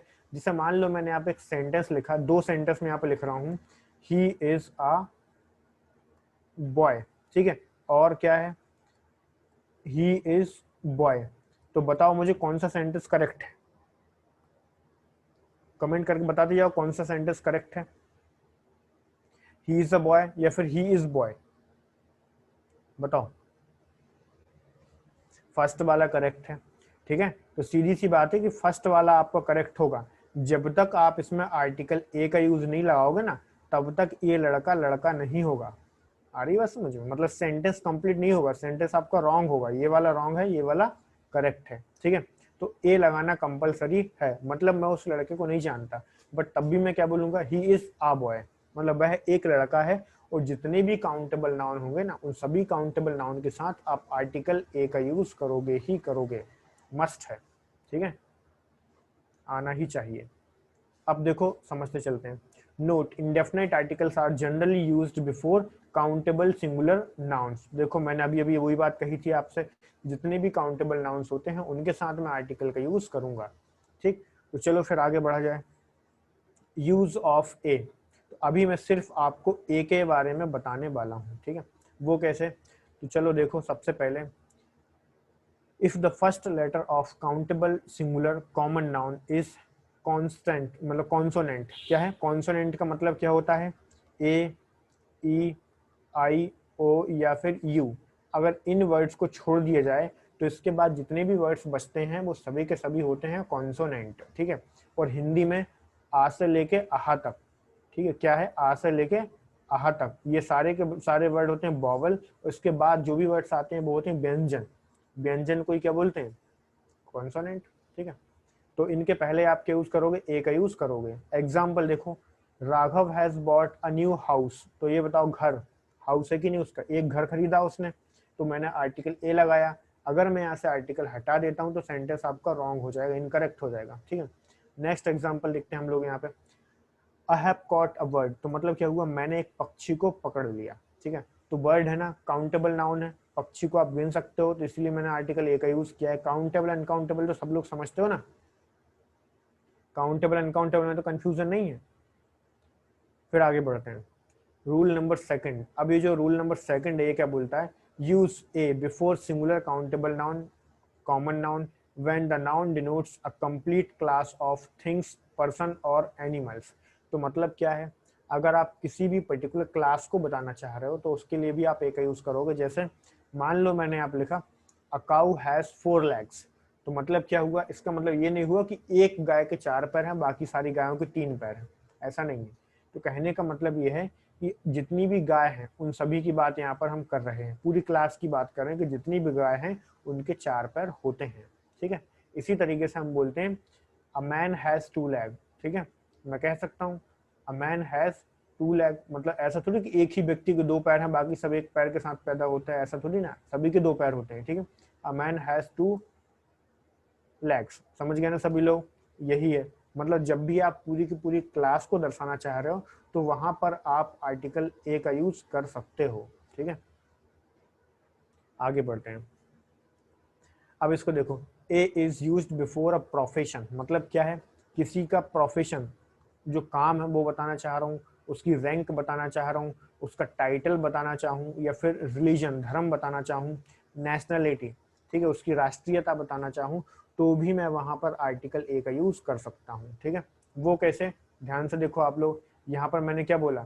A teacher. मतलब क्या हुआ? जो व्यक्ति टीच करता है वो कौन होता है? वो टीचर होता है, प्रोफेशन से वो क्या है? टीचर है। जापानीज, इसकी राष्ट्रीयता क्या है, नागरिकता क्या है इसकी? इसकी नागरिकता जापानीज है क्योंकि जापान का रहने वाला है। अ हिंदू, अब ये रिलीजियस ग्रुप है हमारे यहाँ पे, तो हिंदू है तो अ हिंदू बोला हमने। इस तरीके से समझ रहे हो सभी लोग कि नहीं समझ रहे हो? अगर नहीं आया समझ में तो कमेंट करके बताते जाओ कि हाँ भाई नहीं आ रहा है, और आ रहा है तो भी बताते जाओ, ठीक है। तो बिल्कुल डोरमेंट मोड में नहीं पढ़ना हमको, थोड़ा सा बी एनर्जेटिक, थोड़े से एनर्जेटिक रह के पढ़ो, चीजें समझ में आएंगी और आसान लगेंगी, मजा आएगा पढ़ने में, ठीक है। आ रहा है, बहुत बढ़िया। चलो देखो रूल नंबर 4 को हम यहाँ पर डिस्कस करते हैं। A is used before singular countable noun and after what and how. तो ध्यान रखिएगा, व्हाट और हाउ, जब भी एक्सक्लेमेशन बताऊंगा, एक्सक्लेमेशन का मतलब यहाँ पे होता है आश्चर्य। तो इसीलिए मैं यहाँ पे हिंदी में भी बोलता जा रहा हूँ कि मुझे पता है कि बहुत सारे लोगों की इंग्लिश वीक होती है, इसीलिए हिंदी में मैं यहाँ पे चीज़ों को एक्सप्लेन करता जा रहा हूँ। अब ये बताओ, आप में से बहुत सारे लोग जो हैं अब यहाँ पे घूमने जाते होगे, एमपी नगर घूमने जाते होगे, डीवी मॉल घूमने जाते होगे, या कहीं पर भी घूमने जाते होगे, लेक व्यू घूमने जाते होगे, तो क्या बोलते हो आप लोग? इस तरीके के सेंटेंस निकलते होंगे, ठीक है। और देखो, what a great match it was, मान लो कल का मैच बहुत अच्छा था तो मैं क्या बोलूंगा? व्हाट अ ग्रेट मैच, तो वो मैच था वो कितना अच्छा था। इसी तरीके से हमने क्या बोला यहाँ पे? What a beautiful girl she is, ठीक है। तो आपने ए का यूज किया कि नहीं किया? ऑब्वियसली बात है, ए का यूज किया। क्यों? आपको उसको देखकर क्या हो रहा है? आश्चर्य। देखो उल्टा आई मतलब क्या है? आश्चर्य, ठीक है।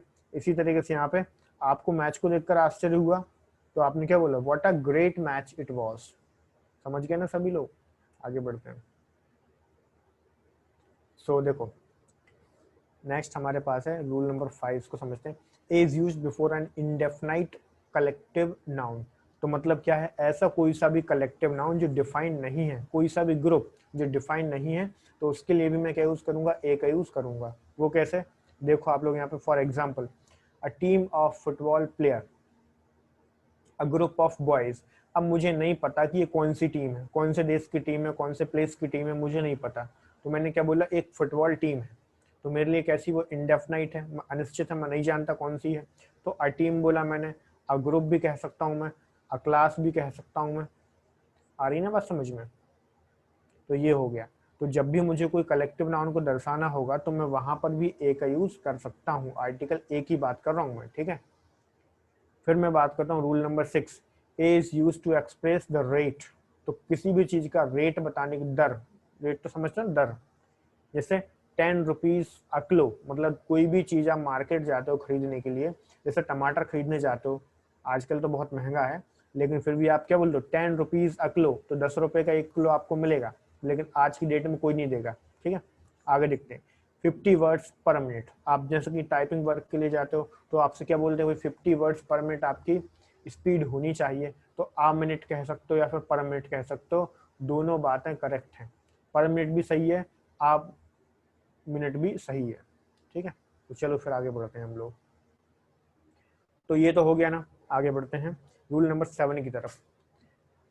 बी यूज ये before an adjective when the adjective is followed by a singular noun. तो जब भी कोई सिंगुलर नाउन को फॉलो करेगा एडजेक्टिव, तो उसके साथ भी आर्टिकल ए का यूज करोगे। ये तो नॉर्मल सी बात है, डांसर है, डांसर एक नाउन है, इसी की वजह से आपने ए का यूज किया, तो समझने का कुछ काम ही नहीं है। प्लेयर है, इसी वजह से आपने ए का यूज किया, मतलब करेक्ट है ना। Rohan is a good player, Rohan एक अच्छा प्लेयर है।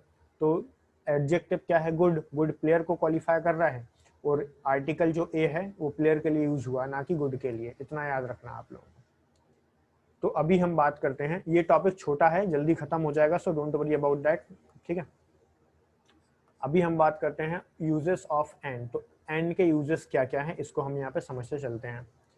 एन कहाँ पे यूज होता है? तो आपको ध्यान रखना है, बॉवल साउंड। क्या यूज करना है? Bowel sound. प्रोनाउंसिएशन करने पर आपको जो साउंड है वो बॉवल आना चाहिए, स्वर आना चाहिए, स्पेलिंग से नहीं, बोलने पर, प्रोनाउंसिएट करने पर आना चाहिए। कैसे?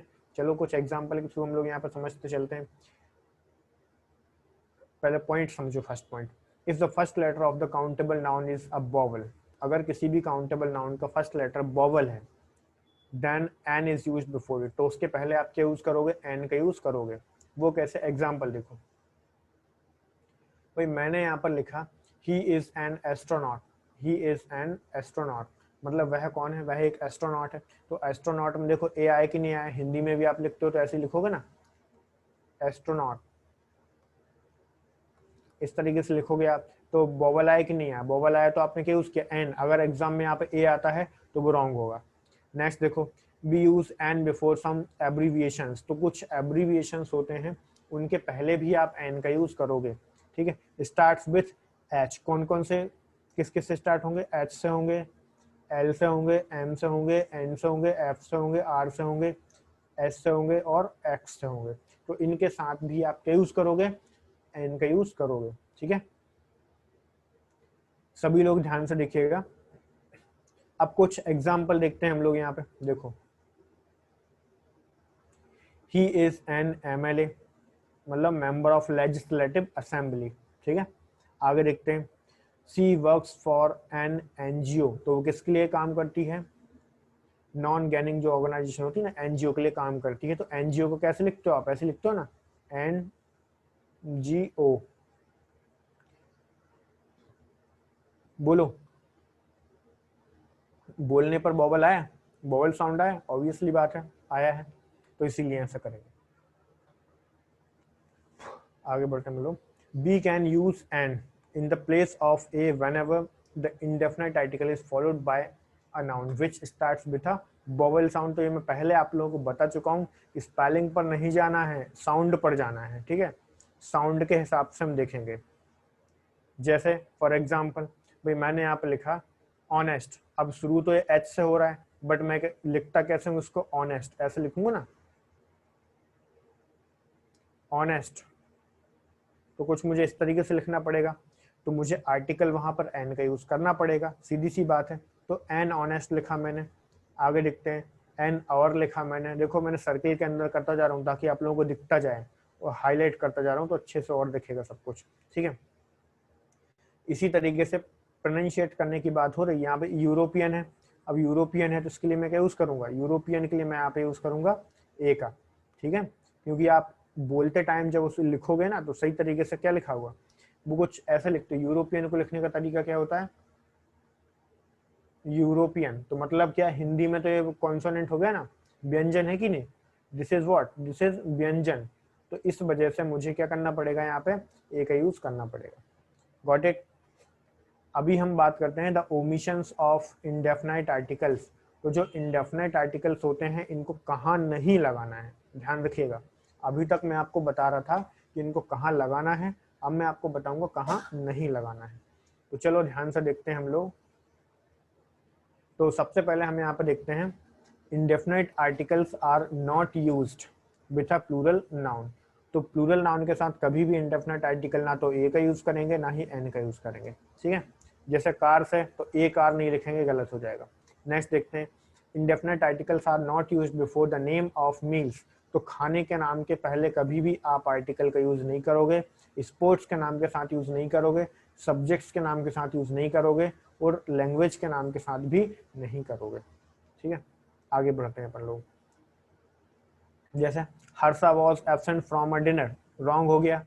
देखो आप लोगों ने यहाँ पे क्या कर दिया, रॉन्ग क्यों हुआ सेंटेंस, क्योंकि आ डिनर आपने बोला जबकि आ डिनर नहीं होता, सिर्फ डिनर होगा। यहाँ पर देखो अ टेनिस गेम का नाम है कि नहीं, तो रॉन्ग हो गया। यहाँ पर देखो आप लोग, अ हिंदी भाषा है, तो भाषा के नाम के पहले भी नहीं करोगे आप। समझ रहे हो ना मेरी बात को कि नहीं समझ रहे हो, हिंदी में बोल रहा हूँ, शुद्ध हिंदी में दर्शा रहा हूँ आपको, सारी चीजों को शुद्ध हिंदी में बता रहा हूँ, ठीक है। कि कहाँ कहाँ पर यूज नहीं करना, भाषा के नाम के साथ नहीं करना है, खाने के नाम के साथ में नहीं करना है, ठीक है। स्पोर्ट्स के नाम के साथ में नहीं करना है, किसी विषय के बारे में नहीं करना है, किसी भाषा के नाम के साथ नहीं करना है। तो बता दो यार, आर्टिकल ए और एन क्लियर है, फिर मैं दा की तरफ आगे बढ़ूं, फिर दा को मैं डिस्कस करूंगा, बताते चलें आप लोग।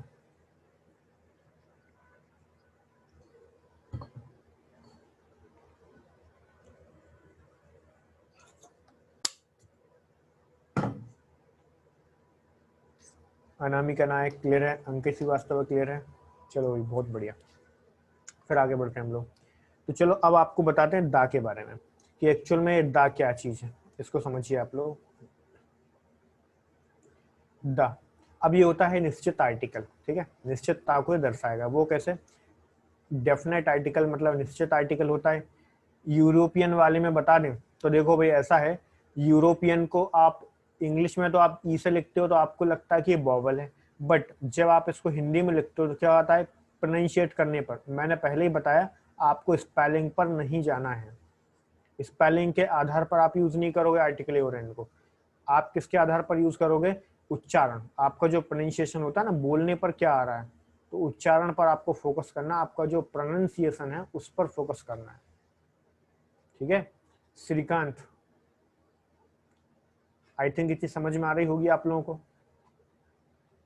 यूरोपियन जो है यू से शुरू हो रहा है, देखो यहाँ पर मतलब या, और आपको क्या मैंने क्या बताया था, आपको शॉर्टकट बताया था आपको कि आ से लेकर आहा तक, इनके अलावा अगर कोई सा भी वर्ड आ रहा है प्रोनाउंशिएट करने पर तो आप क्या यूज करोगे, आर्टिकल ए का यूज करोगे। ठीक है, अगर मान लो आ से लेकर आहा तक के बीच में कोई सा वर्ड आ रहा है तो आप वहां पर एन का यूज करोगे। ठीक है, तो थोड़ा सा अपनी मातृभाषा का भी अपन यूज करते चलते हैं। ठीक है, आगे बढ़ते हैं अपन लोग। तो देखो, is use before a specified और पर्टिकुलर, मतलब कोई भी चीज पहले से ज्ञात हो, पहले से पता हो, या फिर पर्टिकुलर हो। नाउन आगे देखते हैं, आइडेंटिफाईएबल टू द लिसनर, जो लिसनर है उसको पता हो उस नाउन के बारे में तो मैं द लगाऊंगा। For the noun that has already been mentioned, या फिर मैं उसको एक बार पहले बता चुका हूँ, दूसरी बार जब मैं यूज करूंगा सेंटेंस में तो उसके पहले मुझे द लगाना पड़ेगा। या प्री स्पेसिफाइड, पहले से लोग उसके बारे में जानते हैं। जैसे फॉर एग्जाम्पल देखो आप लोग यहाँ पे, this is the boy, this is the boy who helped him, मतलब ये वही लड़का है जिसने मेरी मदद की। तो मैंने क्या बोला, दिस इज द बॉय, मतलब क्या, मान लो कि कल किसी लड़के ने मेरी मदद की थी और आज मैं आप लोगों से उसको इंट्रोड्यूस कराऊंगा, तो मतलब क्या, मैं पहले से उसको जानता हूँ, मैं दोबारा उससे मिल रहा हूँ, तो मैं क्या बोलूँगा, दिस इज द बॉय। अगर मुझे नहीं पता होता कौन सा लड़का है, फर्स्ट टाइम मिलता तो क्या बोलता, this is uh boy. Difference समझ में आ गया, कहाँ ए लगाना है, कहाँ दा लगाना है। अगर पहले से परिचित है तो द लगाएंगे, अगर पहले से परिचित नहीं है तो आ लगाएंगे। आगे देखते हैं, that is the house which I bought, मतलब ये जो वही घर है ना जो मैंने खरीदा है, अब उस घर को मैंने पहले खरीद चुका हूँ तो मैं उसको जानता हूँ कि नहीं जानता हूँ, तो पहले से प्री स्पेसिफाइड है, पहले से मैं उसके बारे में जानता हूँ। ठीक, आगे बढ़ते हैं हम लोग। नोट देखते हैं, unlike indefinite article, the definite article can be placed before both singular and plural। कहने का मतलब ये है कि मैंने आपको जब इंडेफिनाइट आर्टिकल बता रहा था तो मैंने उसमें एक चीज बताई थी कि इसको हमेशा और हमेशा सिंगुलर नाउन के साथ लगाते हैं, बट दा के साथ ऐसी कोई प्रॉपर्टी नहीं है। दा को आप सिंगुलर या प्लूरल दोनों के साथ यूज कर सकते हो। वो कैसे, एग्जाम्पल देखो, सी कॉल्ड द डॉक्टर, मतलब क्या, उसने किसको बुलाया, डॉक्टर को बुलाया। ठीक है, आगे देखते हैं, one of the boys, one of the boys, तो देखो यहाँ पे क्या प्लूरल होगा कि नहीं, यहाँ पे डॉक्टर सिंगुलर था, यहाँ पर बॉयज प्लूरल था। इज एब्सेंट, तो एक लड़का एब्सेंट है, हमने ऐसा बोला। फिर आगे बढ़ते हैं हम लोग, चलिए देखिए आप लोग, definite article the is used before a noun if it is followed by a relative pronoun. तो ध्यान से देखिए आप लोग यहाँ पे, मैंने क्या बोला यहाँ पे, definite article the is used before a noun, noun के पहले यूज करेंगे।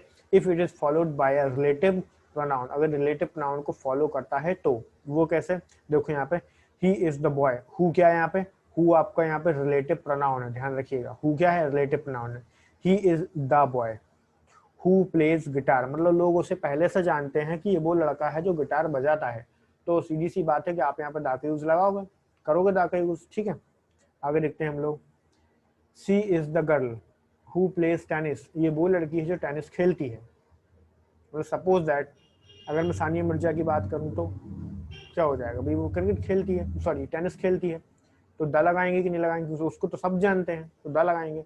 आगे देखते हैं, this is the dog which I bought, मैंने कल एक कुत्ता खरीदा, उसके बारे में आपको बताऊंगा, तो क्या बोलूंगा, दिस इज द डॉग, ये इस डॉग को मैंने आज परचेस किया है, कल खरीदा है, तो मैं उसको पहले से जानता हूँ ना, द लगाऊंगा। आगे देखते हैं, definite article the is used before the name of commission, तो किसी भी कमीशन की बात करूंगा, किसी भी नदी की बात करूंगा, समुद्र की बात करूंगा, खाड़ी की बात करूंगा, रेगिस्तान की बात करूंगा, या फिर किसी भी दिशा की बात करूंगा, तो उसके पहले मैं दा का यूज करूंगा।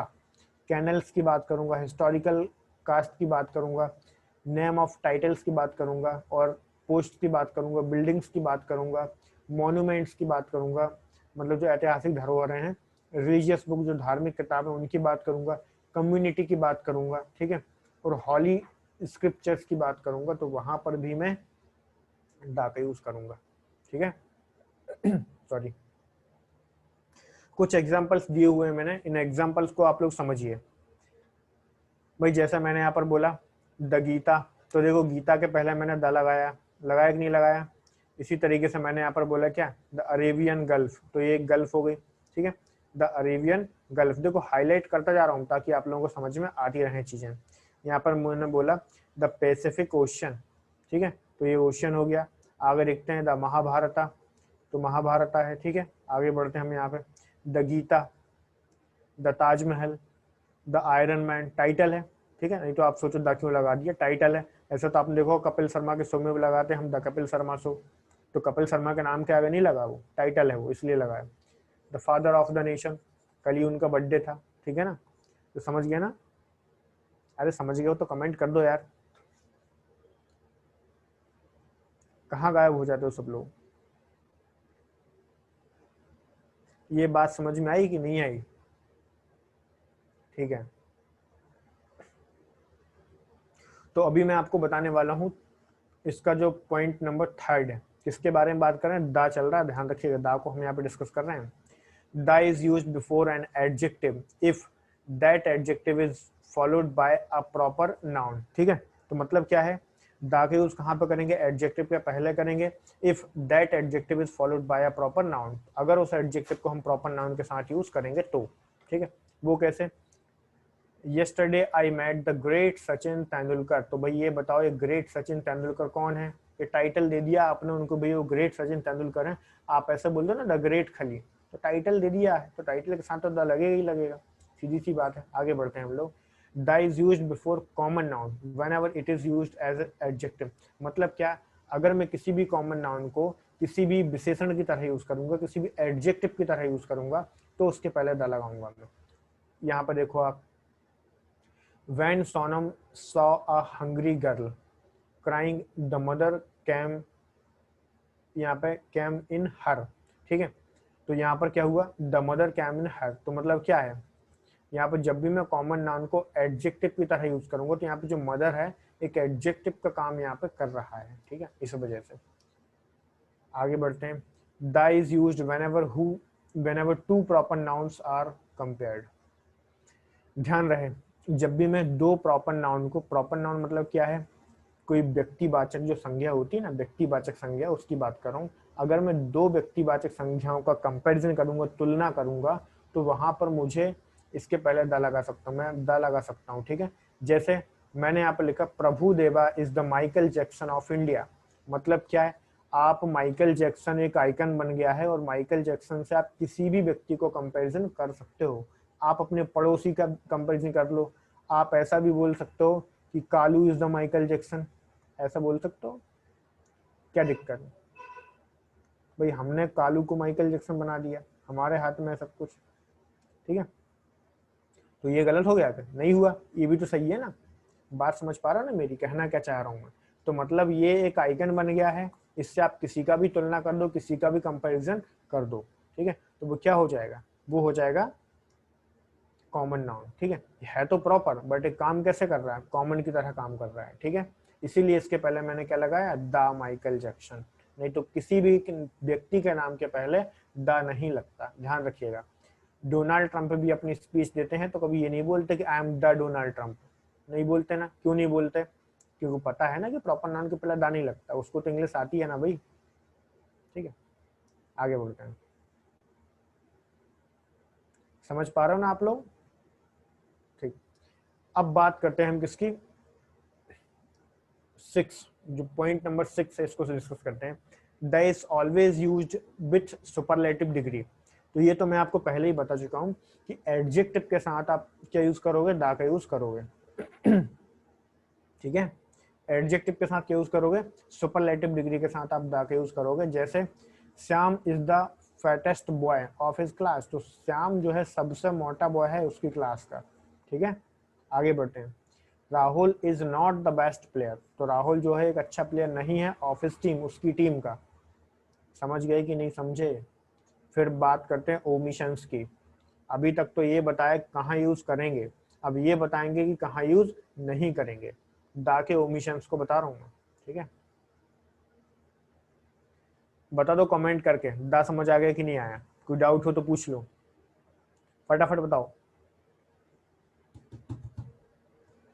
ऑल क्लियर, चलो बढ़िया, आ गया आ गया, चलो बहुत बढ़िया। क्योंकि देखो आसान है, इतना टफ नहीं है, अगर उसको आप जबरदस्ती में टफ बनाते हो तो फिर वो अलग बात है, आसान है सब कुछ, ठीक। अब मैं आपको बता रहा हूँ कहाँ कहाँ यूज नहीं करना है। तो देखो आप वन लाइनर की तरह भी समझते जाओगे तो समझ में आ जाएगा। The is not use before the name of language, तो पहले ही बताया आपको, कोई भी भाषा हो, किसी व्यक्ति का नाम हो, भाषा का नाम हो, देश का नाम हो, शहर का नाम हो, वो सभी के सभी प्रॉपर नाउन होते हैं, और किसी भी प्रॉपर नाउन के पहले दा का यूज नहीं होता, बात खत्म, ठीक है।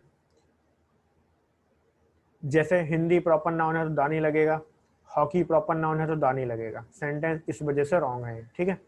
आगे बढ़ते हैं हम लोग। नेक्स्ट हमारे पास क्या है, definite article is not used before the name of day month, किसी भी डे मंथ और पार्ट्स ऑफ द डे इसके साथ द नहीं लगता। वो कैसे, द मंडे नहीं बोलेंगे, सिर्फ मंडे बोलेंगे, क्यों, मंडे भी तो प्रॉपर नाउन है।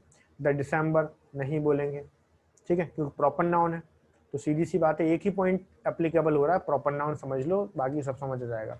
आगे देखते हैं, the is not use before the name of meals, ये तो पहले ही बता चुका हूँ कि मील्स के साथ कोई सा भी आर्टिकल यूज नहीं होगा, तो आप आंसर लगाओगे नो आर्टिकल, डिनर हो, लंच हो, कुछ भी हो, ठीक है।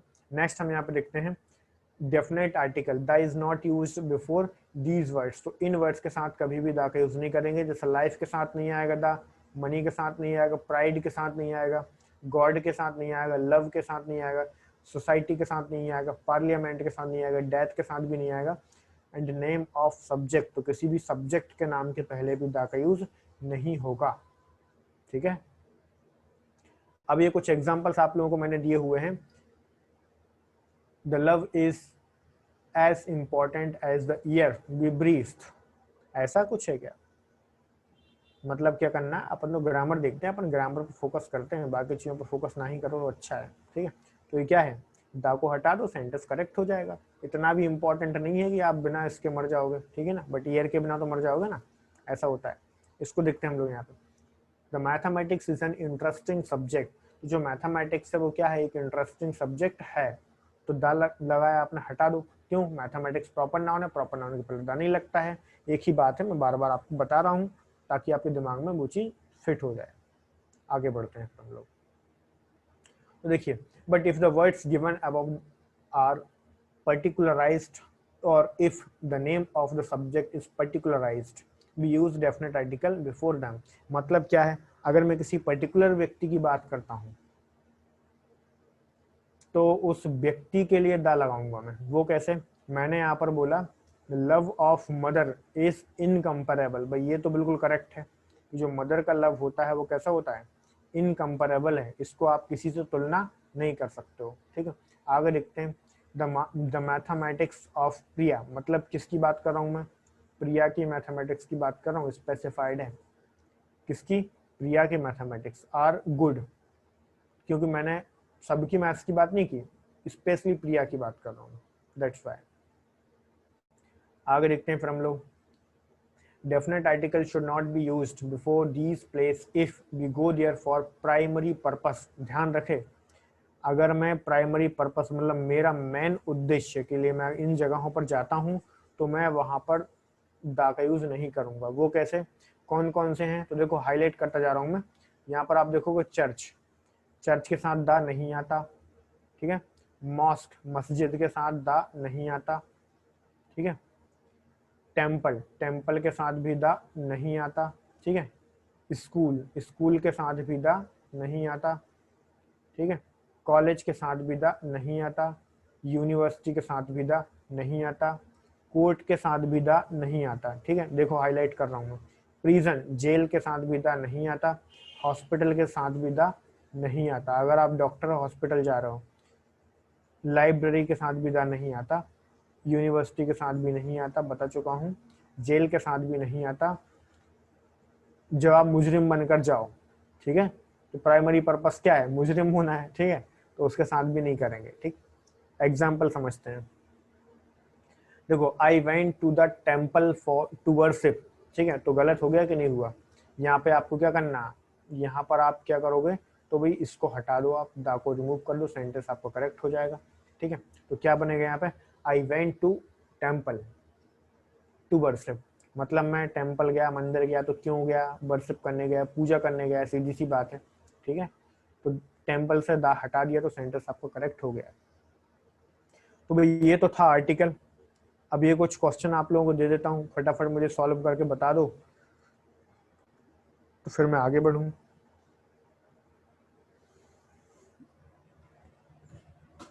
डू कमेंट गाइस, टॉपिक आपका ओवर हो गया। अब 2 टॉपिक हमने आज ओवर कर लिए हैं, बताओ फटाफट, कोई कंफ्यूजन हो तो, डाउट हो तो।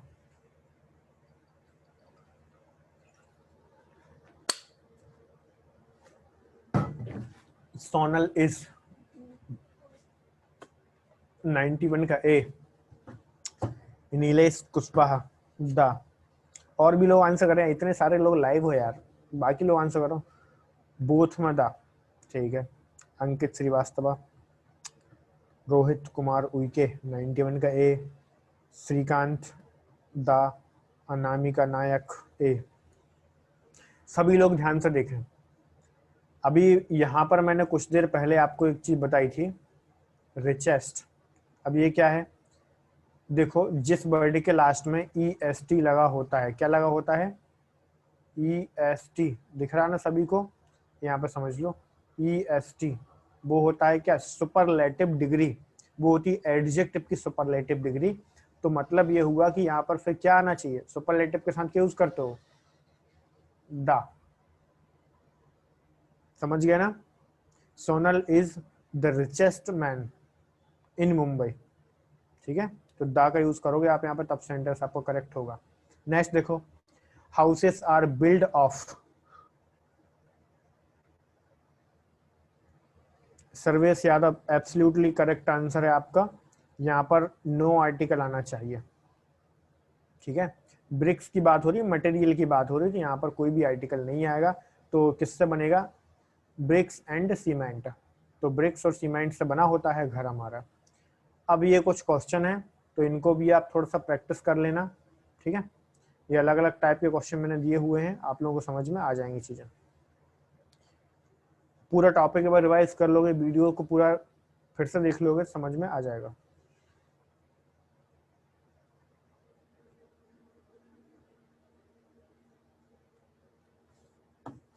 सो भाई ये बताओ, आज की क्लास में जो कुछ हमने पढ़ा वो सभी लोगों को समझ में आया कि नहीं आया? कमेंट करके बता दो कि हाँ सर पूरा समझ में आ गया, और नहीं आया हो तो आप डाउट पूछ लो कुछ देर के लिए, मैं आपको डाउट्स भी बता दे रहा हूँ, ठीक है। तो डेली हम 2 टॉपिक कवर अप करते चलेंगे, 2-2 घंटे की हम क्लासेस रखते रहेंगे, तो एक दिन में 2 टॉपिक आपका इजीली क्लियर हो जाएंगे, ठीक है। सभी को समझ में आ गया, चलो बढ़िया है। तो आज की क्लास ओवर करें।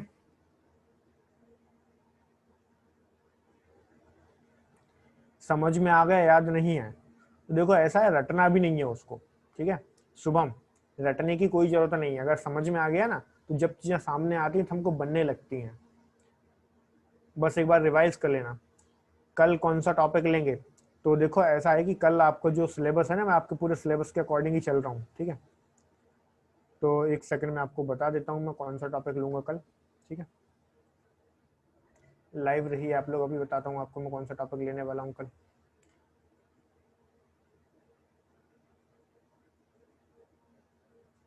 Just a second guys. So देखो, 1 सेकंड,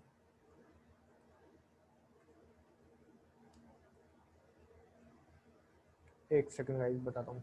तो देखो आज हमने टेंस पढ़ लिया, आर्टिकल पढ़ लिया, ठीक है। तो कल हम पढ़ लेंगे प्रपोजिशन और कंजक्शन, 2 टॉपिक कवर कर लेंगे हम, ठीक है। प्रपोजिशन कंजक्शन, क्यों देखो आपके 7-8 टॉपिक तो टोटल पूछे जा रहे हैं। आपका टेंस आएगा, फ्रेज आएगा, कंजक्शन आएगा, आर्टिकल आएगा, वर्ब्स आएगा, उसके बाद में प्रपोजिशन आएगा, एंटोनिम सिनोनिम आएगा, प्रोवर्ब्स आएगा, वोकैबुलरी आएगा और सेंटेंस स्ट्रक्चर। तो कुल मिला के इतने से आपके टॉपिक हैं। तो हमने 2 टॉपिक आज कवर अप कर लिए हैं, 2 टॉपिक हम कल कर लेंगे। मतलब 10-12 क्लास में, ज़्यादा से ज़्यादा 10 क्लास लेंगे, आपका सिलेबस ओवर हो जाएगा, ठीक है। तो बताओ भाई, सभी लोगों को समझ में आ गई ना बातें? तो आज का सेशन ओवर करें, सभी लोग मिलते हैं कल।